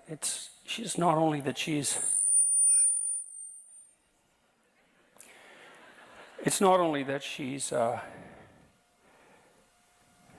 Mother Nature, in the negative guise. She's the tragedy of life. That's another way of thinking about it. But she's also malevolent. So she's also betrayal and catastrophe and cruelty. And the king and queen don't invite her to the christening. And you think, well, no wonder. Do you really want something like that at your child's birthday party? Or the christening, let's say? And the answer is, if you don't want that there, then you're that. And that's a hell of a thing to realize. Because if you don't allow your child to encounter what's negative about the world in measured doses, and even what's malevolent about the world, then they don't learn how to weave their way around that or to cope with it. Both of those are important. And then they're laid open to it, and then that's on you. And you're doing it because you don't want any of that in your child's life. You don't want any tragedy, you don't want any malevolence, which is why they don't invite her to the evil queen to the wedding. And then what happens later in the story, well, Maleficent says she's going to either kill Sleeping Beauty, and that's because people who aren't prepared are more likely to die, or it's modified in the story so that she'll only become unconscious. And what does that mean? Well, that's what happens, to people who can't cope with the catastrophe of the world, is that they are tempted by unconsciousness. Maybe they want to sleep all the time, they want to avoid, they're afraid to confront anything, right? They want to shrink back instead of advancing forward. And to advance forward, in some sense, is to advance forward with full consciousness and courage, and to shrink back is to wish for unconsciousness and maybe even death. And so when Sleeping Beauty hits puberty, she falls in love instantly with some guy she meets in the forest, which is not really something to be recommended. And she falls too hard and too fast for anyone who's sensible, and then finds out that that's a love that's not meant to be. And she's so catastrophically destroyed by that Maleficent is able to entice her into unconsciousness. And so then she's asleep. And she's asleep because the world's too much for her. She wants to be asleep. The rest of the story is about, I think it's Prince Philip, the hero, who confronts Maleficent, who transforms herself into a dragon and attempts to destroy him. And he confronts her successfully and hacks his way through all the thorns that she's put around the castle and wakes Sleeping Beauty up. And you can think about that in a sort of cynical way, that this poor unconscious girl needs the hero, who's a man, to save her from the catastrophe of nature and malevolence and tragedy. But you can also read it psychologically, and you can say that it's the awakening of the spirit of the hero and the conscious willingness to advance in the face of tragedy and malevolence that's the proper antidote to the desire for unconsciousness in the face of the vicissitudes of life. And you can also read it as a romance, because to some degree, women who have to take care of infants do depend on men to confront the world and protect them. But it's very nicely read as a psychological story as well, and it's accurate. Now, back to the man who wrote me about his fantasies.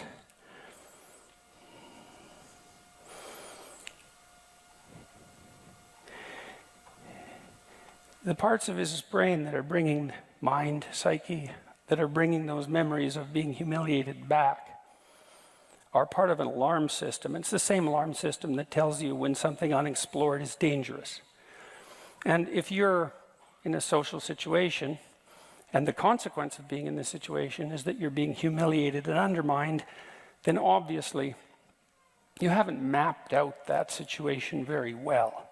Now, there might be all sorts of reasons, and some of them might not be your fault, but it doesn't really matter as far as these alarm systems are concerned, because all they're concerned about is the fact that you don't know what to do when you're in that situation, and that's not good for you, and you can't forget it. And the reason you can't forget it is, what if you're in that situation again? And so the alarm system says, well, what if you're in that situation again? What if you're in that situation again? What if you're in that situation again? And often traumatic memories are repetitive for people. They can't get them out of their minds, and then they try to avoid them. And that just makes it worse, because what you tell the alarm system when it rings the alarm, if you try to ignore it, is that the alarm is about something so terrifying that you won't even admit to the fact that there's an alarm. And so that just makes the alarm go off more. And so you try to avoid, and, well, that doesn't work. That's something sort of akin to Freudian repression. And so what I recommended to this gentleman was that he write down all the times he was humiliated. It's like, so you've got these memories that won't let you go, you know, these people who took advantage of you. What happened exactly? That's hard to figure out, right? And maybe now he's a little smarter than he was in high school, because maybe he's 4 years older. It's like, what exactly happened?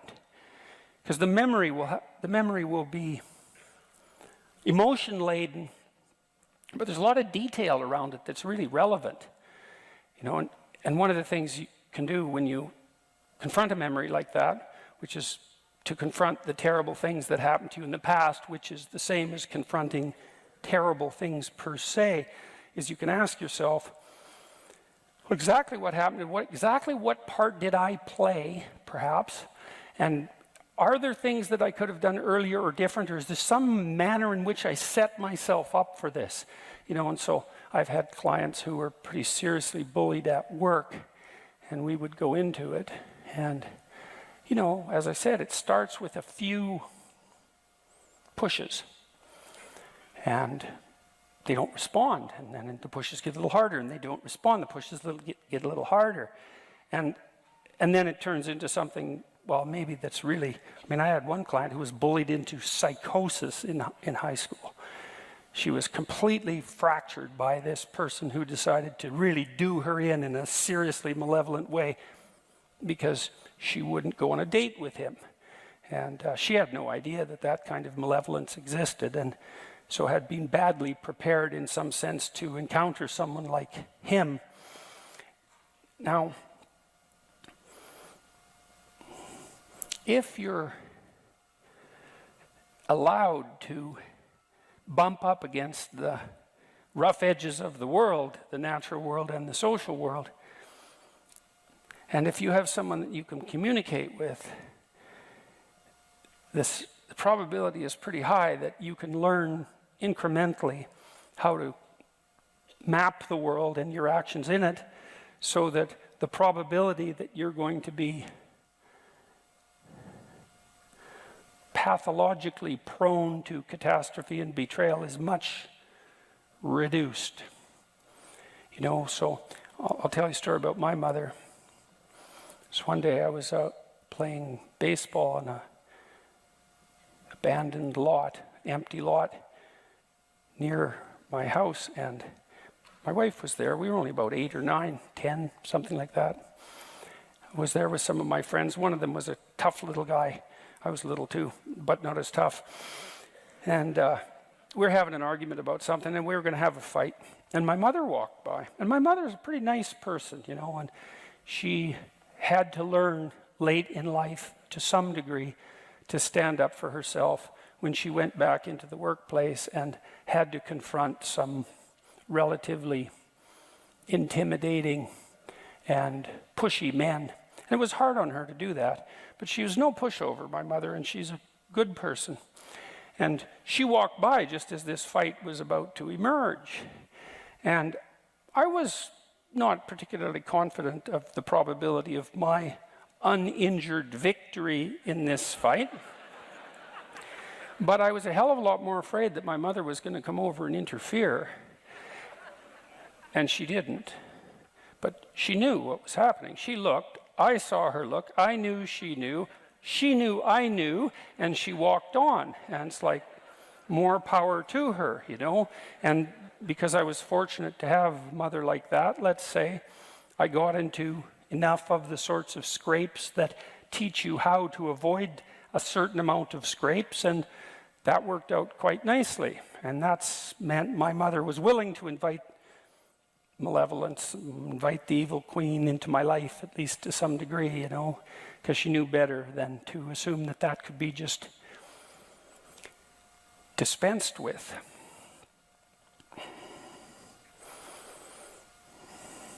This program that, so this guy that was having these fantasies, he said he's very afraid of the fantasies because they were murderous.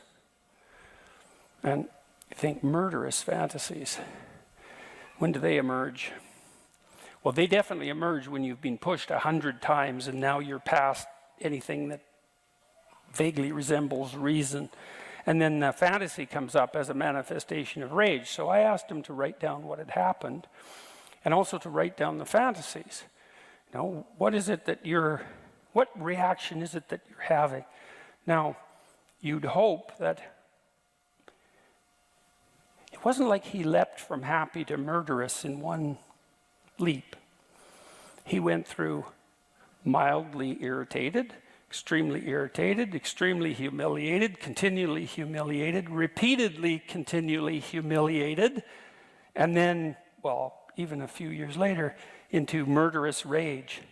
And the problem with that is that he should have intervened a lot earlier. And so part of what he needed to learn by going back into that memory, which was now associated with those murderous fantasies, is that the aggression that was manifesting itself in the fantasies hadn't been manifested early enough in the process that led to his humiliation. And so then you can imagine, well, why didn't he react to being bullied in a way that would have stopped it? And the answer to that might be, well, he didn't have the skill, he didn't have the physical prowess, or perhaps he was overprotected. I don't know, because I didn't know the story. But it doesn't make any difference, because what he needed to figure out was how to take that response and differentiate it into something that was reasonably skilled, so that the next time someone pulled a stunt that was like the stunts that led to his humiliation in high school, he was ready to act. And so you can think, if a memory that you have that's old, well, or a problem that's bothering you right now that won't let you go, you can look at your fantasies, because they'll often give you a clue as to what the appropriate response needs to be. Not that that's necessarily the response you have to manifest. And then the trick is to implement the response in a manner that stops you from falling into the same hole that you fell in many times before. These stories that the psychologist's students wrote about their past traumas were curative, because if they used words that indicated understanding, comprehension, etc., then they were remapping the territory that they hadn't mapped properly the first time they walked over it. And all of you is very much concerned with your stability and your safety from betrayal and malevolence, and the probability, the probability, that the necessity to avoid unnecessary tragedy. And so any past behavior that indicates that there's a hole in the map that you're using to orient yourself in the world lets all that terror shine through, and that's what the alarm is. And the reason it goes off is because it's saying to you, you have a map, it's got some bad holes, and the holes are places you probably are going to have to go again. And so if you go there again and the hole's still there, you're going to fall in the hole. And the last time you fell in the hole, it wasn't good for you, and so you should be alert to that. And so that's the reason that memories of that sort won't go away. It's actually a good thing. although it can be very bad if you don't know what to do about it. And it isn't merely a matter of expressing the emotion that's associated with the past catastrophe, because often that not only does that not help, it can actually make it worse, because the mere expression of your frustration, let's say if you were bullied in high school, doesn't stop you perhaps from still being the sort of person that might be bullied by your coworkers. And that's not a positive outcome by any stretch of the imagination. So, this program we wrote, it's sort of like psychotherapy for free, essentially. It asks you to, and I used it on this client of mine who'd been bullied into a psychotic state when she was in high school. She could hardly even talk when she first came to see me, and she was hallucinating in all sorts of strange ways. She was really badly fractured by this person who'd tortured her 3/4 to death, and we went through her whole life. She could talk a little bit, and she could write a little bit, and I sat her behind my desk, my computer, and we opened this program. And what it does is it has you divide your life up into epochs, whatever you want. Maybe it's kindergarten, grade 1 to grade 3, grade 3 to grade 6. You know, you can do it numerically like that. You could do it by age. I had people who were more agreeable in temperament. They would divide their life up into relationships. That was really how they conceptualized the stages of their lives. Each relationship, you know, it depends on you. It doesn't really matter, however you conceptualize your life. And then the exercise has you walk through and describe significant events, positive and negative, to lay them out and then to analyze them. It's like, well, what did you do right that enabled the positive events to occur? And what did you do that you might be able to alter, or that you learned to alter later, or that you could alter now, that would help you avoid the negative events? So it's not merely the recounting of the negative, it's, in some sense, it's the extraction of the moral of the story. You know, there's this old idea, I'm sure you've heard me talk about it before, that dragons guard gold. It's a very strange idea, very old idea, treasure of one sort or another, that they threaten the city eternally. That's a dragon. And the city, in some sense, is the citadel of your memory, and the chaos that's outside of the citadel of your memory can always emerge to threaten the citadel, and that's the same story as the Garden of Eden and the snake. It's exactly the same idea. And if you confront the thing that threatens, then you can find the treasure. And you can use that to rebuild the citadel, but also to turn yourself into something that can confront the dragon. And that's the real treasure, right? Is to turn yourself into something that can and is willing to confront the dragon. And so, you know, I did a lot of work with people in my clinical practice on assertiveness therapy and assertiveness training, and these are often for people who are very agreeable, and they're more likely to be bullied. And the reason for that is that they don't like conflict. But there's another reason too, which is that they don't have enough faith in the truth and enough fear of the consequences of not telling the truth. And so they'll pretend that things are all right when they're not all right, and then forestall catastrophe for later. And so let's say your boss is kind of a bullying type and pokes at you a bit, takes advantage of you a little bit, and you think, well, that's not really worth making a fuss about, but you go home and you're kind of resentful, but you don't pay any attention to that. Maybe you think you shouldn't be resentful, but probably you don't think that. You just don't want to confront your boss.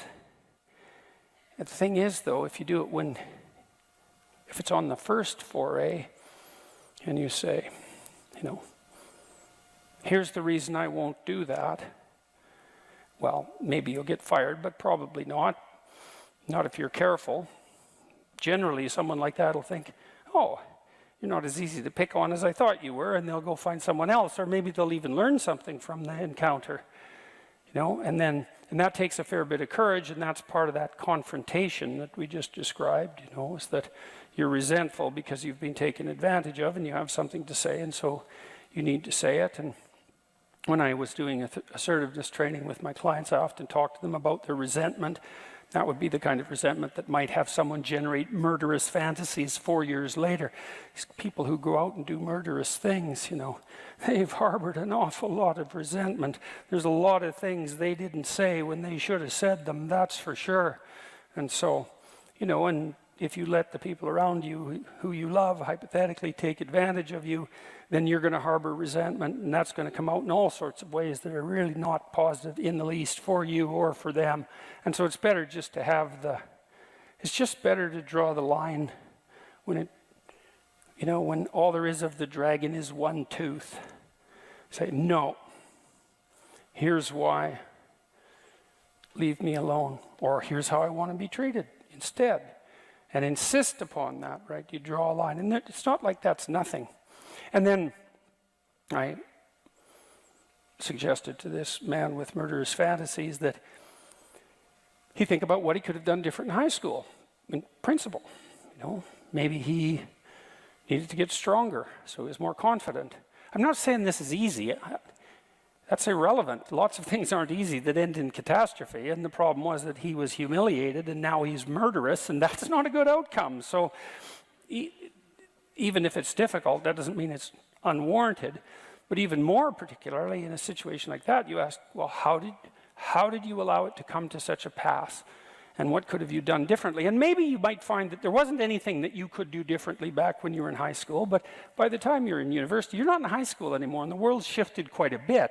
And generally, you're around more sophisticated people, and that kind of bullying is less likely. And so you still might have some aggression to integrate within you so that you're not a pushover. And if you do that, well, then those memories, in all likelihood, are going to stop. As long as you're confident that now you know what to do, those memories are very likely to stop plaguing you, and then hopefully those murderous fantasies will go away and you won't be inclined to act them out. You're sitting on the edge of the bed trying to have an honest dialogue with yourself, and the little voice says, you know, it's pretty disgusting in here. And you think, well, I'm way above such trivial niceties as organizing my room. It's like, well, that's pride. That's arrogance. If you're above organizing what's actually yours, how in the world are you ever going to organize anything else? And so you get on your knees and you think, well, it's time to, you know, take a brush to the toilet. And maybe that's where you start.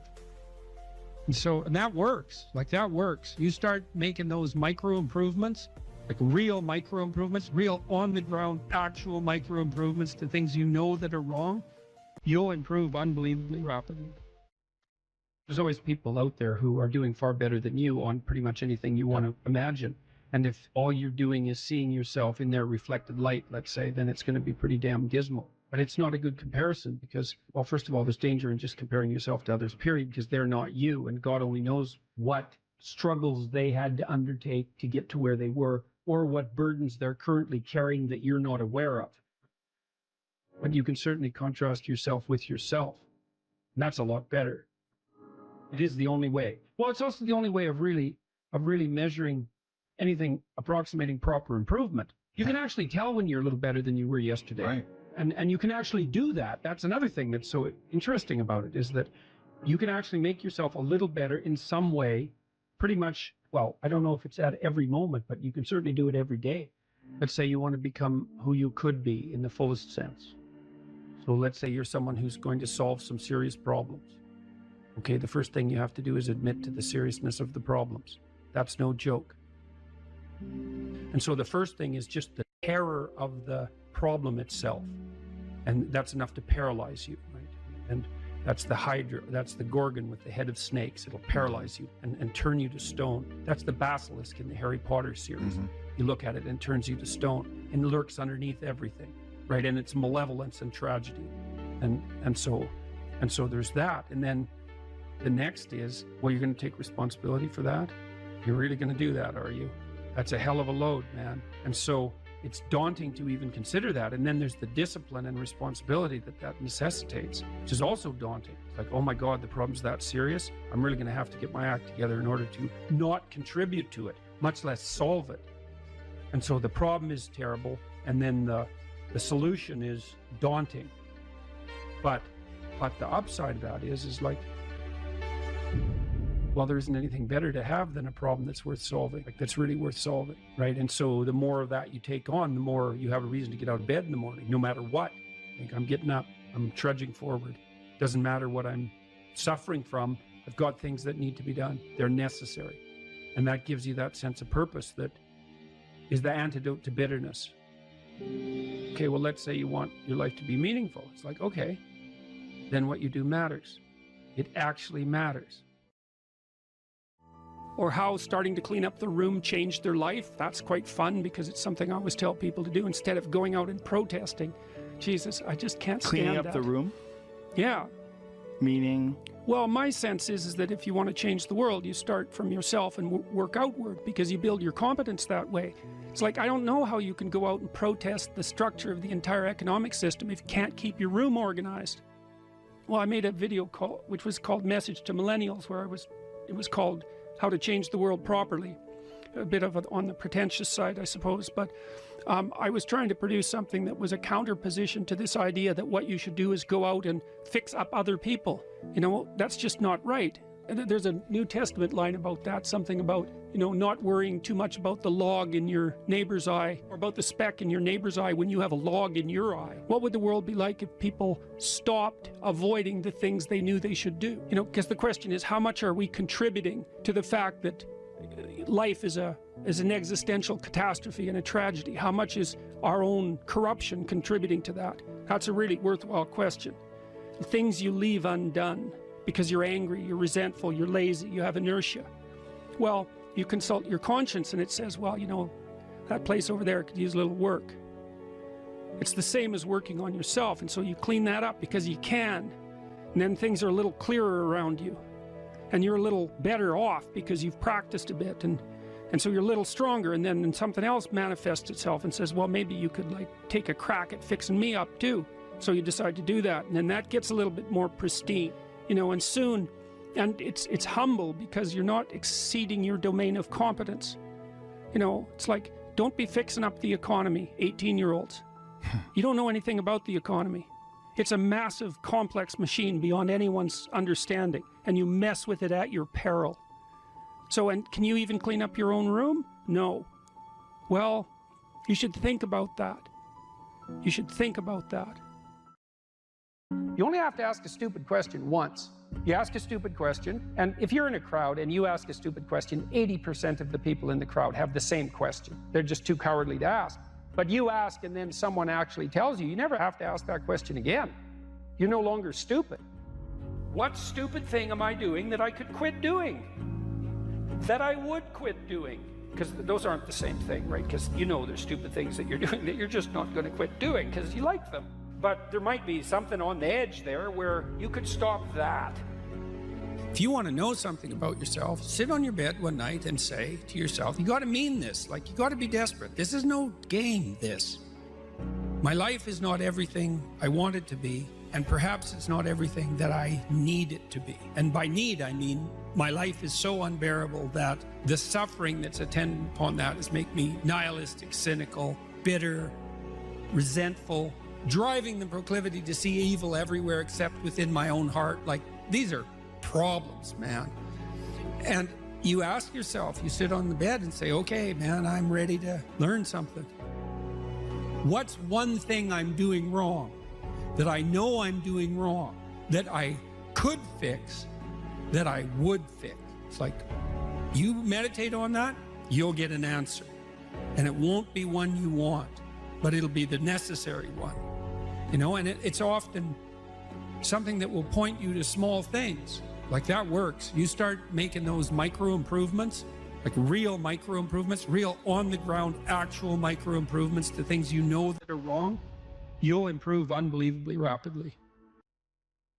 There's never been a better time for the majority of people to be alive. And the future, although we're vulnerable and terrible things can always happen to us, it's hard to make a case that the future doesn't look comparatively positive. We're becoming extremely technologically sophisticated, and the world is changing at an incredibly rapid rate, and the only way we're going to be able to manage that in a positive way is if each of us, or as many of us as possible, are capable of making wise and careful and truthful decisions. And if we do that, then maybe things can continue to improve. You don't get people to stand up on their own 2 feet and to adopt responsibility if everything is given to them. And that's a real conundrum.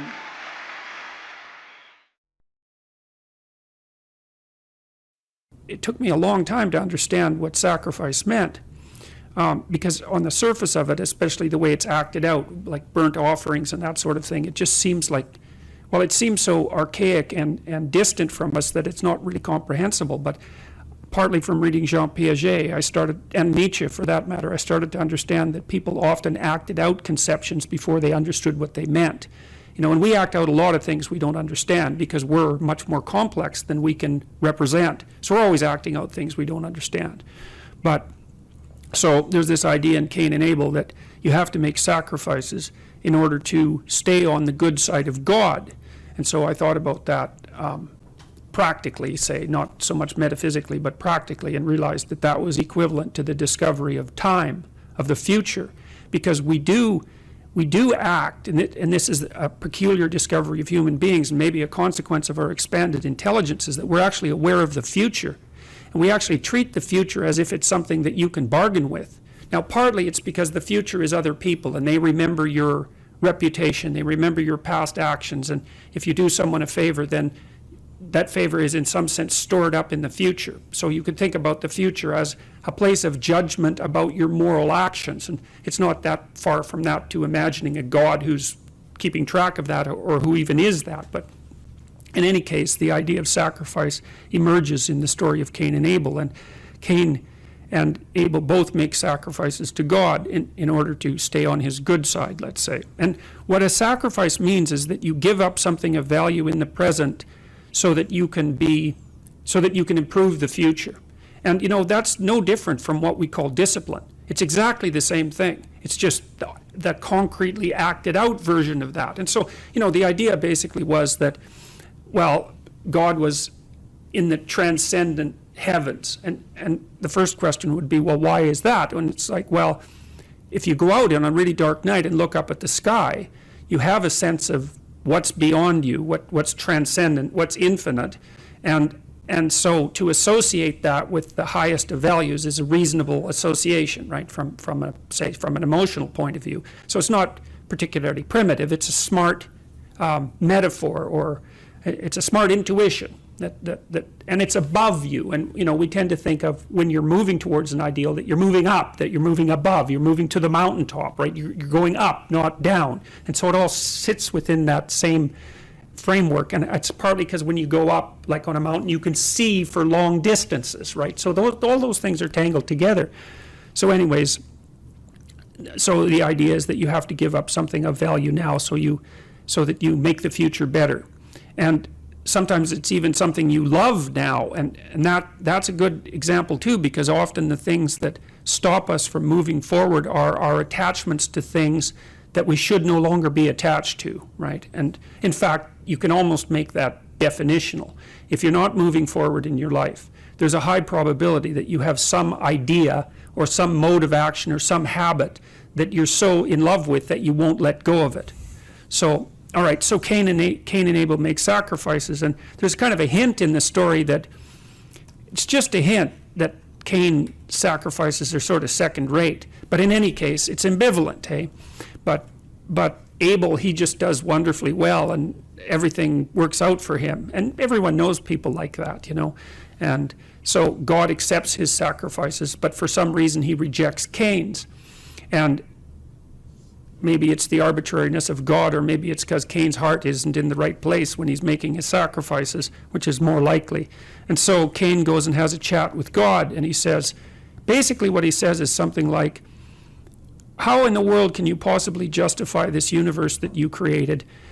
You look at me and I'm breaking myself in half trying to adapt and to make things right, and it's not working. And then there's this Abel character, and things come easy to him, and everything is flourishing for him, and so, like, what the hell?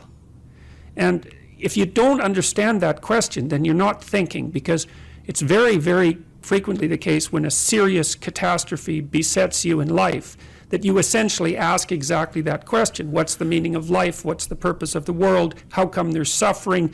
And it's easy to become resentful and vengeful as a consequence of that. And so you got to think about what state of mind having your sacrifices rejected puts you in, especially when you see someone who's successful, because that's where the jealousy and resentment starts to fester is probably the right word.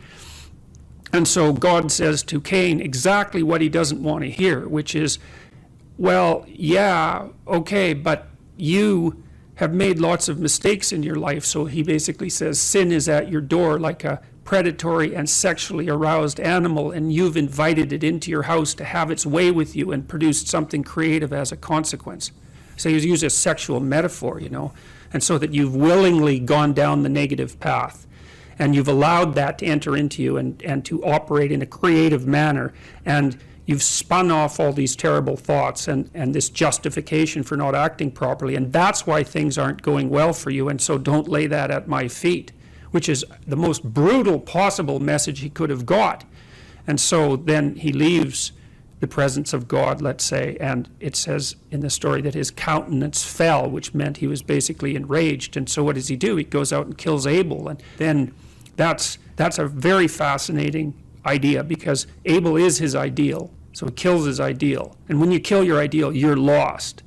And then he does that to take revenge on Abel, but also to take revenge on God, which I think is extremely interesting and a deep, deep idea. Like these kids who shoot up high schools, for example, you cannot understand what they're doing unless you understand this story of Cain and Abel. You cannot understand what possesses them until you can understand that even someone who doesn't believe, it doesn't matter, it's the psychological state of mind that matters, is they're out for revenge on being itself. And that's why they produce as much mayhem as possible in the shortest period of time. That's why they sacrifice innocent people, because it's much more vengeful and demonstrative to kill innocent people than to kill guilty people, right? Because it's a worse sin, so to speak. And then they kill themselves. And they kill themselves as a final demonstration of their belief in nihilism and the horror of existence. Because you might say, well, why don't they just kill themselves first and save everyone the trouble? And there's narcissism in that too, because they know their names are going to be splashed across the page. That's their notoriety instead of their accomplishment. And of course, the media is unbelievably complicit in that. So when you're talking about motivation for evil, then you have to understand what it is that's driving it, and it is a deep resentment about the structure of being, for being saturated with suffering, but also for rejecting your sacrifices, and that that produces the bitterness of failure. And I'll stop with this. One of the things that's really interesting about the Old Testament is that, and the Jews in the Old Testament, is that they don't take the path of Cain. Every time they're walloped by God, which is like fairly frequently, they say, we must have done something wrong and we have to set ourselves right. And that's an unbelievably heroic attitude, because that's the alternative to cursing fate. It's like you take the responsibility for failure onto yourself.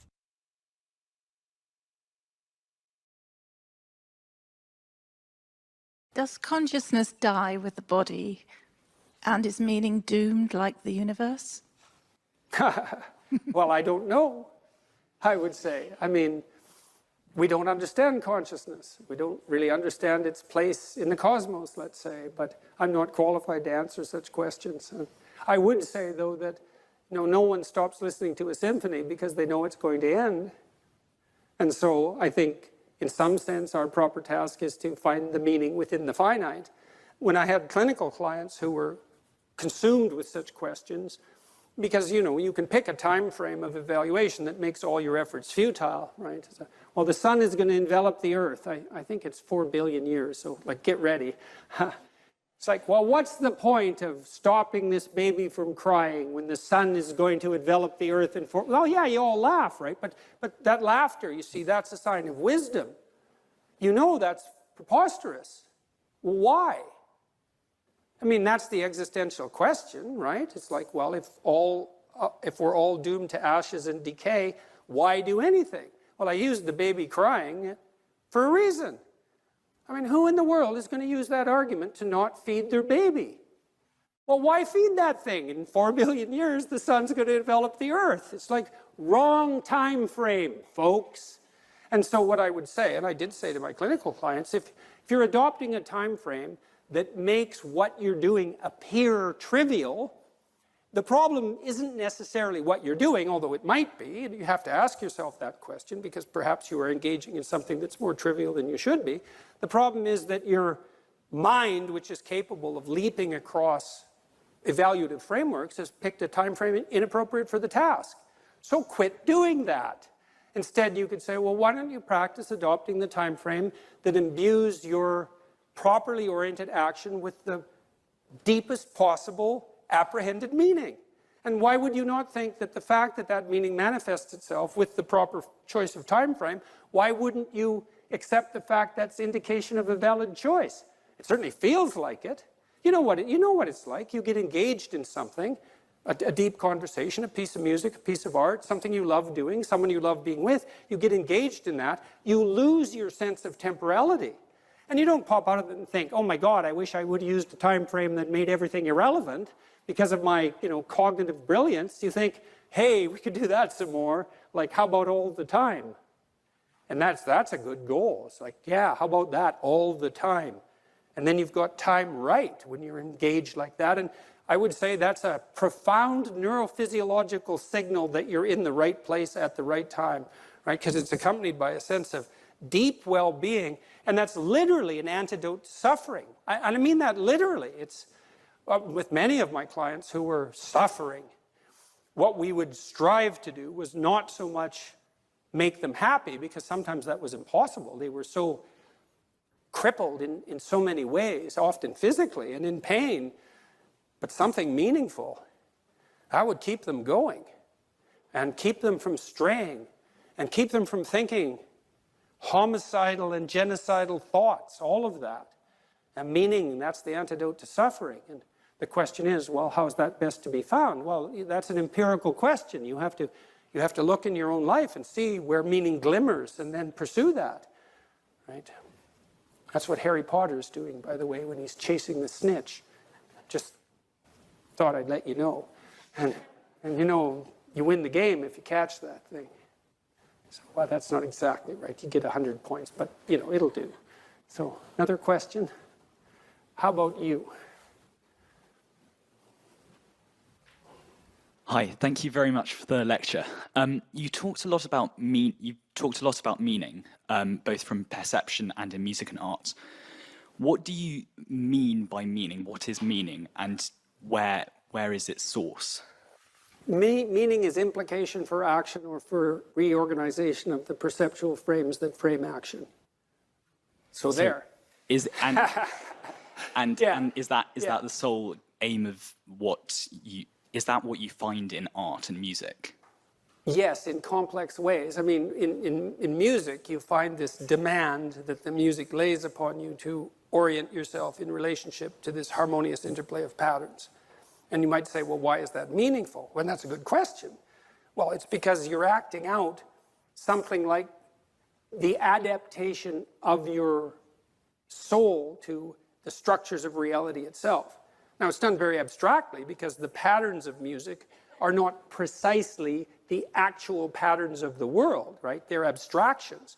But it's play and representation, and it's art. And so you're acting out the process of optimal adaptation at a very high level. When you think what people are doing, imagine a Viennese waltz, So you have this unbelievably well-trained orchestra. They're all emitting patterns like mad, and they're playing while they're doing that, putting little twists on the patterns so that they're a little novel, a little interesting, even if you've heard the music many times. You have the conductor who's keeping all these specialized subsections operating in harmony, and then you have the couples dancing, and they're trained to do that, but they're cutting the rug, you know, in the same way. They have their moves, and they're trying to impress each other, and there's a mating aspect of that, and they're all doing that harmoniously, and it's a complete vision of a ordered society, right from the subatomic realm, let's say, all the way up to the cosmic realm. That's all taking place in the dance. And people don't know that, but, well, they do know it too, you know. And they know it in that they're acting it out. And there isn't anything, in some sense, that you know more deeply or believe more deeply than that which you act out. And you're not smart enough to understand the full totality of your actions.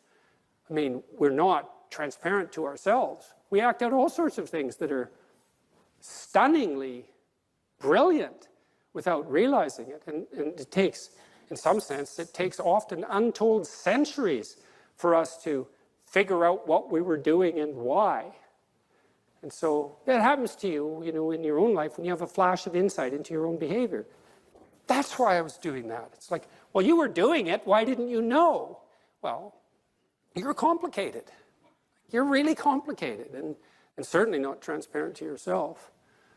And so I have a paper called 3 Types of Meaning. You could look that up if you wanted a more technical answer, but the music answer by example is a good one. And I think people can really relate to it because, you know, the only person you ever hear who says, well, I don't really like music is like, no, that's just a posture, you know. You like music. You just want to be, you know, kind of interestingly different and controversial. And it's really something, right? And it's also interesting that music has this non-propositional structure that's completely opaque to rational argumentation.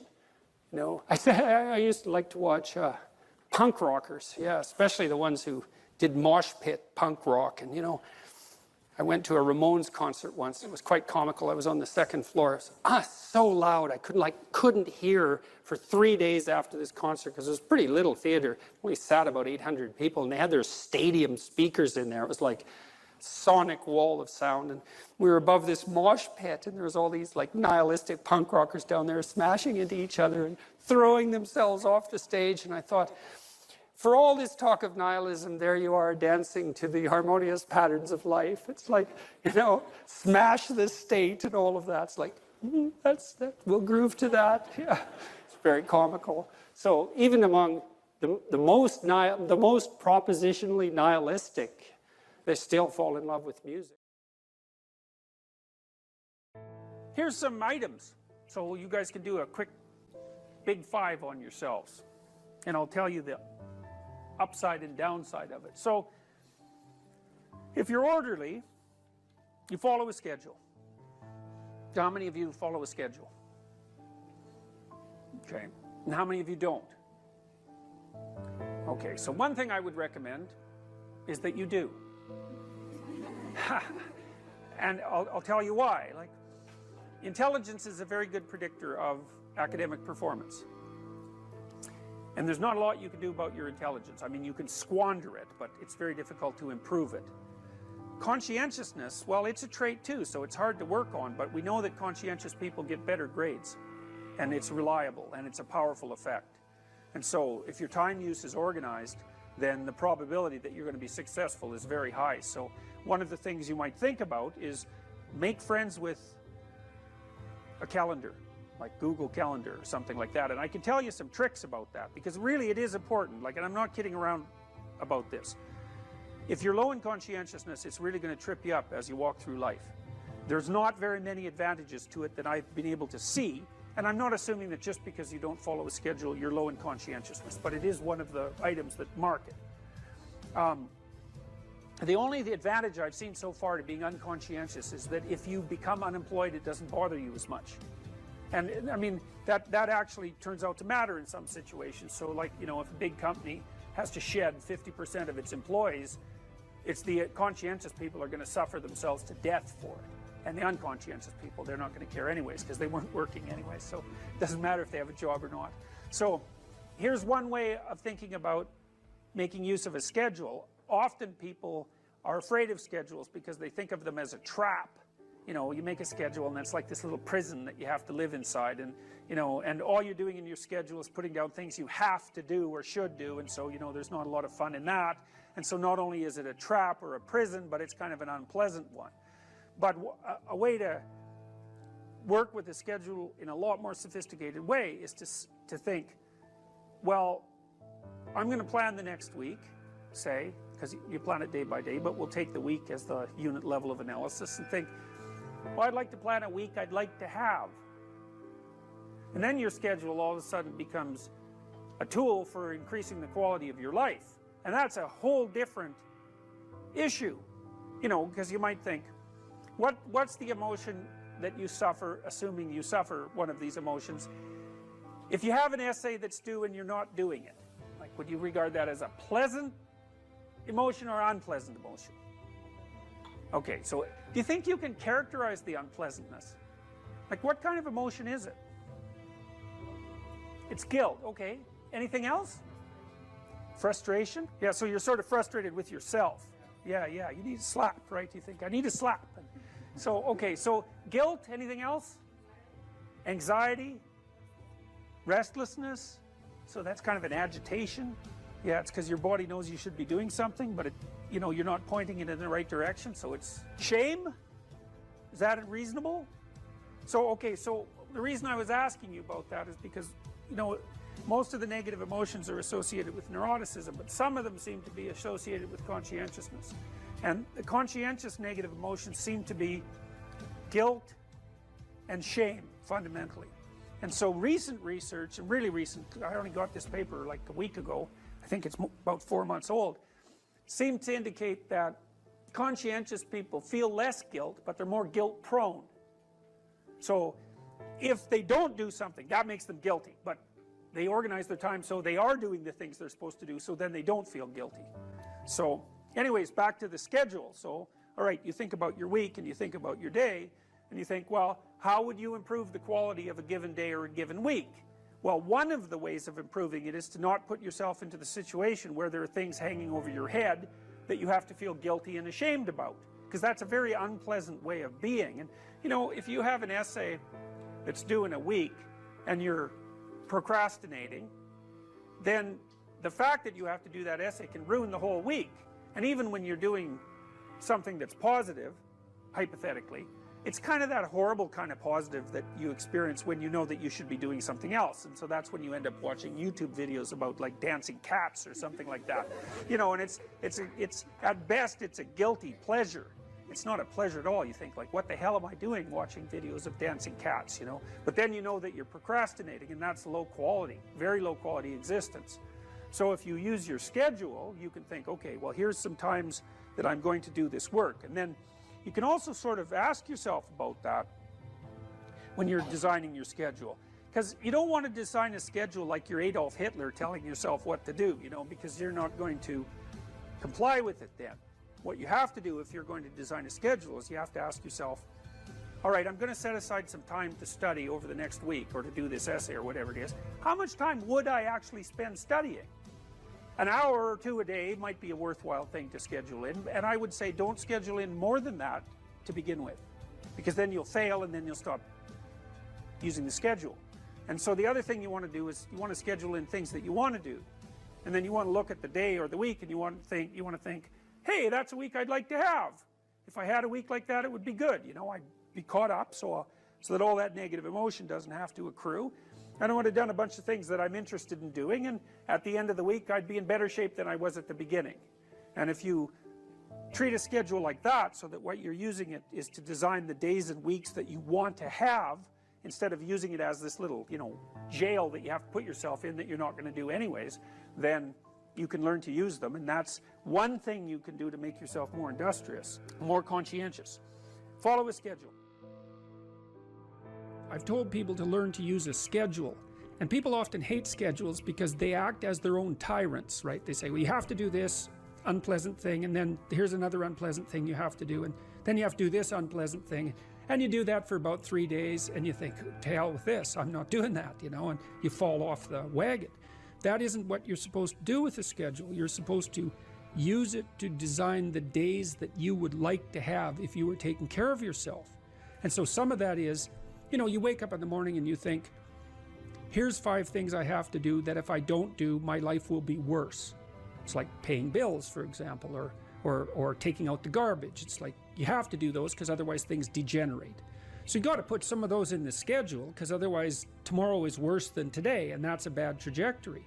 But you also want to build in things, you know, you've got to act in some sense like you're dealing with a relatively recalcitrant 9-year-old. It's like, so, well, here's some things you have to do, but here's some things that if you do, you could reward yourself with. And if you get the balance there between obligation and reward right, then you'll find that you're motivated to do the things. And that's what you want to do. You want to do that so it's sustainable across days and weeks and months. And so you got to treat yourself like a good boss would treat a valued employee, and not like a tyrant would treat a slave, because the slave will rebel. And you know, people say, well, I don't follow through on my plans. It's like, well, A, they're probably not very well formulated, and maybe you're doing them because of an external moral obligation or something. They're not really your plans, right? And B, you're acting like a tyrant and a slave, and that's a bad relationship to have with yourself. Treat other people as you would like to be treated. It works both ways. You also treat yourself like you treat other people properly. So that's a necessary thing, and often people don't do that. But the scheduling is really important.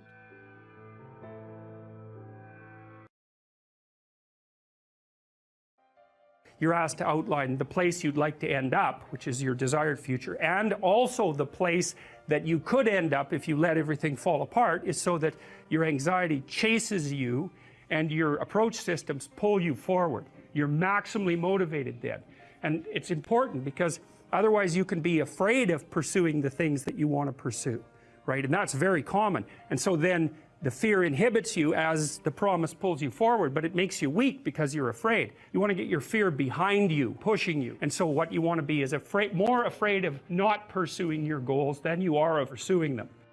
Putting yourself in a challenging mind frame is much easier on you psychophysiologically, because you don't go into the generalized stress response to the same degree. And you're activating your exploratory and seeking systems, which are dopaminergically mediated and that involve positive emotion. So if you can face something voluntarily rather than having it chase you, it's way better for you psychophysiologically. So that's partly why, well, it's worthwhile to go find the dragon in its lair instead of waiting for it to come and eat you. So, and especially when you also add the idea that if you go find the dragon in its lair, you might find it when it's a baby instead of a full-fledged bloody monster that is definitely going to take you down. Don't avoid small problems that you know are there. Face them, because they'll grow into big problems all by themselves. And you can think about, imagine the tax department sends you a notification. You owe them like $300. Well, it's, you know, that's annoying. Maybe you don't even want to open the letter. Or maybe if you do, you just put it on the shelf. But that damn thing doesn't just sit there like a piece of paper on the shelf, right? You ignore that for 5 or 6 years, it's going to become attached to all sorts of horrible things. And if you ignore it long enough, you get the idea. It's going to turn into something that is completely unlike the little piece of paper that it's written on. And many, many problems in life are like that. You'll see that they pop their ugly little head up, and you know, and you might want to turn away. You might not want to think about it, which is the easiest way of turning away, right? You just don't attend to it. You know, if you could have your life the way you wanted it in 3 to 5 years, if you were taking care of yourself properly, you know, what would you want from your friendships? What would you want from your intimate relationship? How would you like to structure your family? What do you want for your career? Well, how are you going to use your time outside of your job? And how are you going to regulate your mental and physical health, and maybe also your drug and alcohol use? Because that's a good place to auger down, you know, because alcoholism, for example, wipes out, you know, 5 to 10% of people. So you want to keep that under control. And then, so maybe you develop a vision of what you would like your life to be, and that associates the goal. Well, once the goal is established, and then you break down the goal into micro processes that you can implement, the micro processes become rewarding in relation to their causal association with the goal, and that tangles in your incentive reward system, and that's the thing that keeps you moving forward.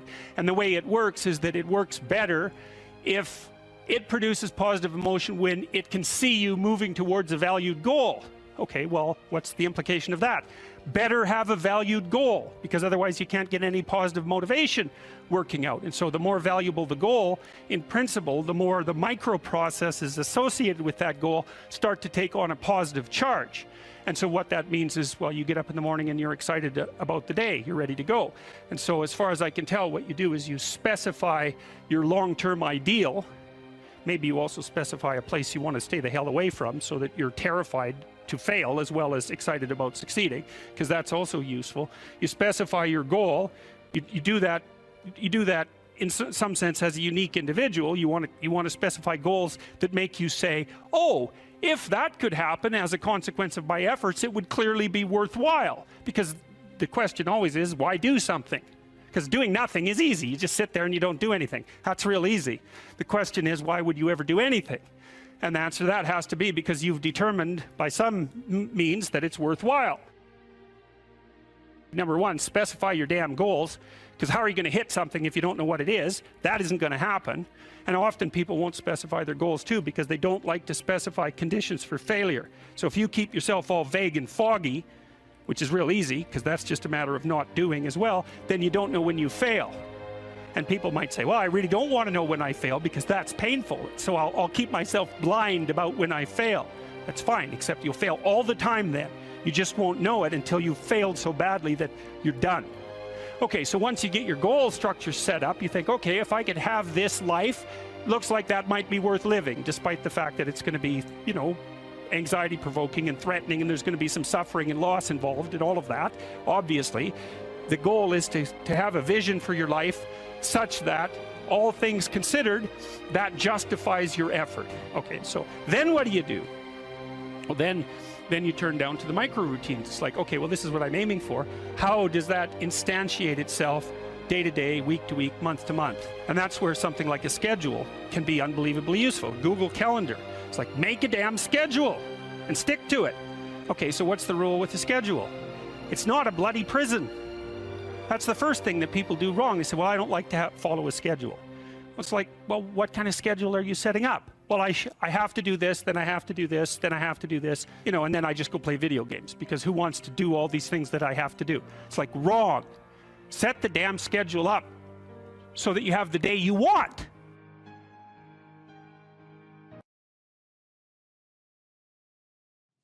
Okay, well, so that's another issue in some sense that seems to make the postmodernist critique even more correct. How in the world are you going to extract out a canonical interpretation of something like that? It's like it's not possible. But here's the issue, as far as I can tell. So the postmodernists extended that critique to the world. They said, look, well, a text is complicated enough. You can't extract out a canonical interpretation. What about the world? The world's way more complicated than a text, and so there's an infinite number of ways that you can look at the world. And so how do we know that any one way is better than any other way? And that's a good question. Now, the postmodern answer was, we can't. And that's not a good answer, because you drown in chaos under those circumstances, right? You can't make sense of anything. And that's not good, because it's not neutral to not make sense of things. It's very anxiety-provoking. It's very depressing, because if things are so chaotic that you can't get a handle on them, your body defaults into emergency preparation mode, and your heart rate goes up, and your immune system stops working, and like you burn yourself out. You age rapidly because you're surrounded by nothing you can control. That's an existential crisis, right? It's anxiety-provoking and depressing, very hard on people. And even more than that, it turns out that the way that we're constructed neurophysiologically is that we don't experience any positive emotion unless we have an aim and we can see ourselves progressing towards that aim. It isn't precisely attaining the aim that makes us happy. As you all know, if you've ever attained anything, because as soon as you attain it, then the whole little game ends. Then you have to come up with another game, right? So it's Sisyphus. And that's okay, but it does show that the attainment can't be the thing that drives you, because it collapses the game. That's what happens when you graduate from university. It's like you're king of the mountain for one day, and then you're like surf at Starbucks for the next 5 years, you know? So, yeah. So what happens is that human beings are weird creatures, because we're much more activated by having an aim and moving towards it than we are by attainment. And what that means is you have to have an aim, and that means you have to have an interpretation. And it also means that the nobler the aim, that's one way of thinking about it, the better your life.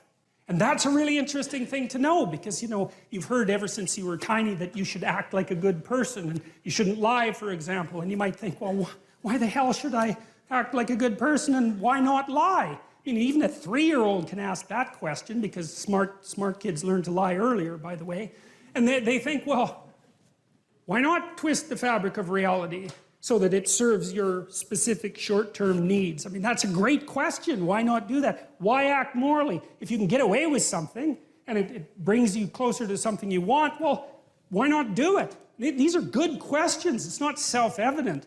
Well, it seems to me tied in with what I just mentioned. It's like you destabilize yourself and things become chaotic. That's not good. And if you don't have a noble aim, then you have nothing but shallow, trivial pleasures, and they don't sustain you.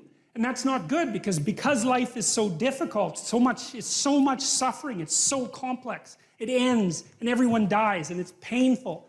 It's like without a noble aim, how can you withstand any of that?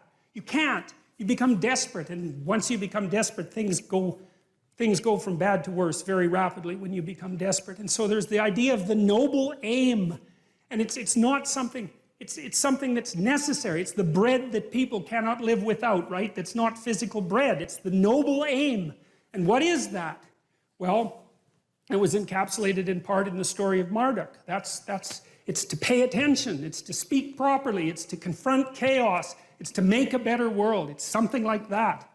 And that's enough of a noble aim so that you can stand up without, you know, cringing at the very thought of your own existence, so that you can do something that's worthwhile to justify your wretched position on the planet. So now the literary issue is that, so look, you take a text, you can interpret it a variety of ways, but that's not right. This is where the postmodernists went wrong, because what you're looking for in a text, and in the world for that matter, is sufficient order and direction. So then we have to think, well, what does sufficient order and direction means? Well, you don't want to suffer so much that your life is unbearable, right? That just seems self-evident. Pain argues for itself. I think of pain as the fundamental reality, because no one disputes it, right? I mean, even if you say that you don't believe in pain, it doesn't help when you're in pain. You still believe in it, right? You can't pry it up with logic and rationality. It just stands forth as what the fundament of existence, and that's actually quite useful to know. You say, well, you don't want any more of that than is absolutely necessary. And I think that's self-evident. And then you say, wait a minute, it's more complicated than that. You don't want any more of that that's necessary today, but also not tomorrow, and not next week, and not next month, and not next year. So however you act now, better not compromise how you're going to be in a year, because that would just be counterproductive. That's part of the problem with short-term pleasures, right? It's like act in haste, repent at leisure. Everyone knows exactly what that means. So you have to act in a way that works now and tomorrow and next week and next month and so forth. And so you have to take your future self into account.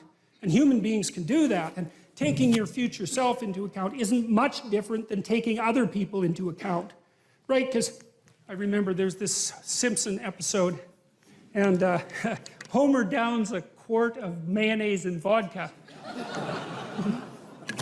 And he says, Marge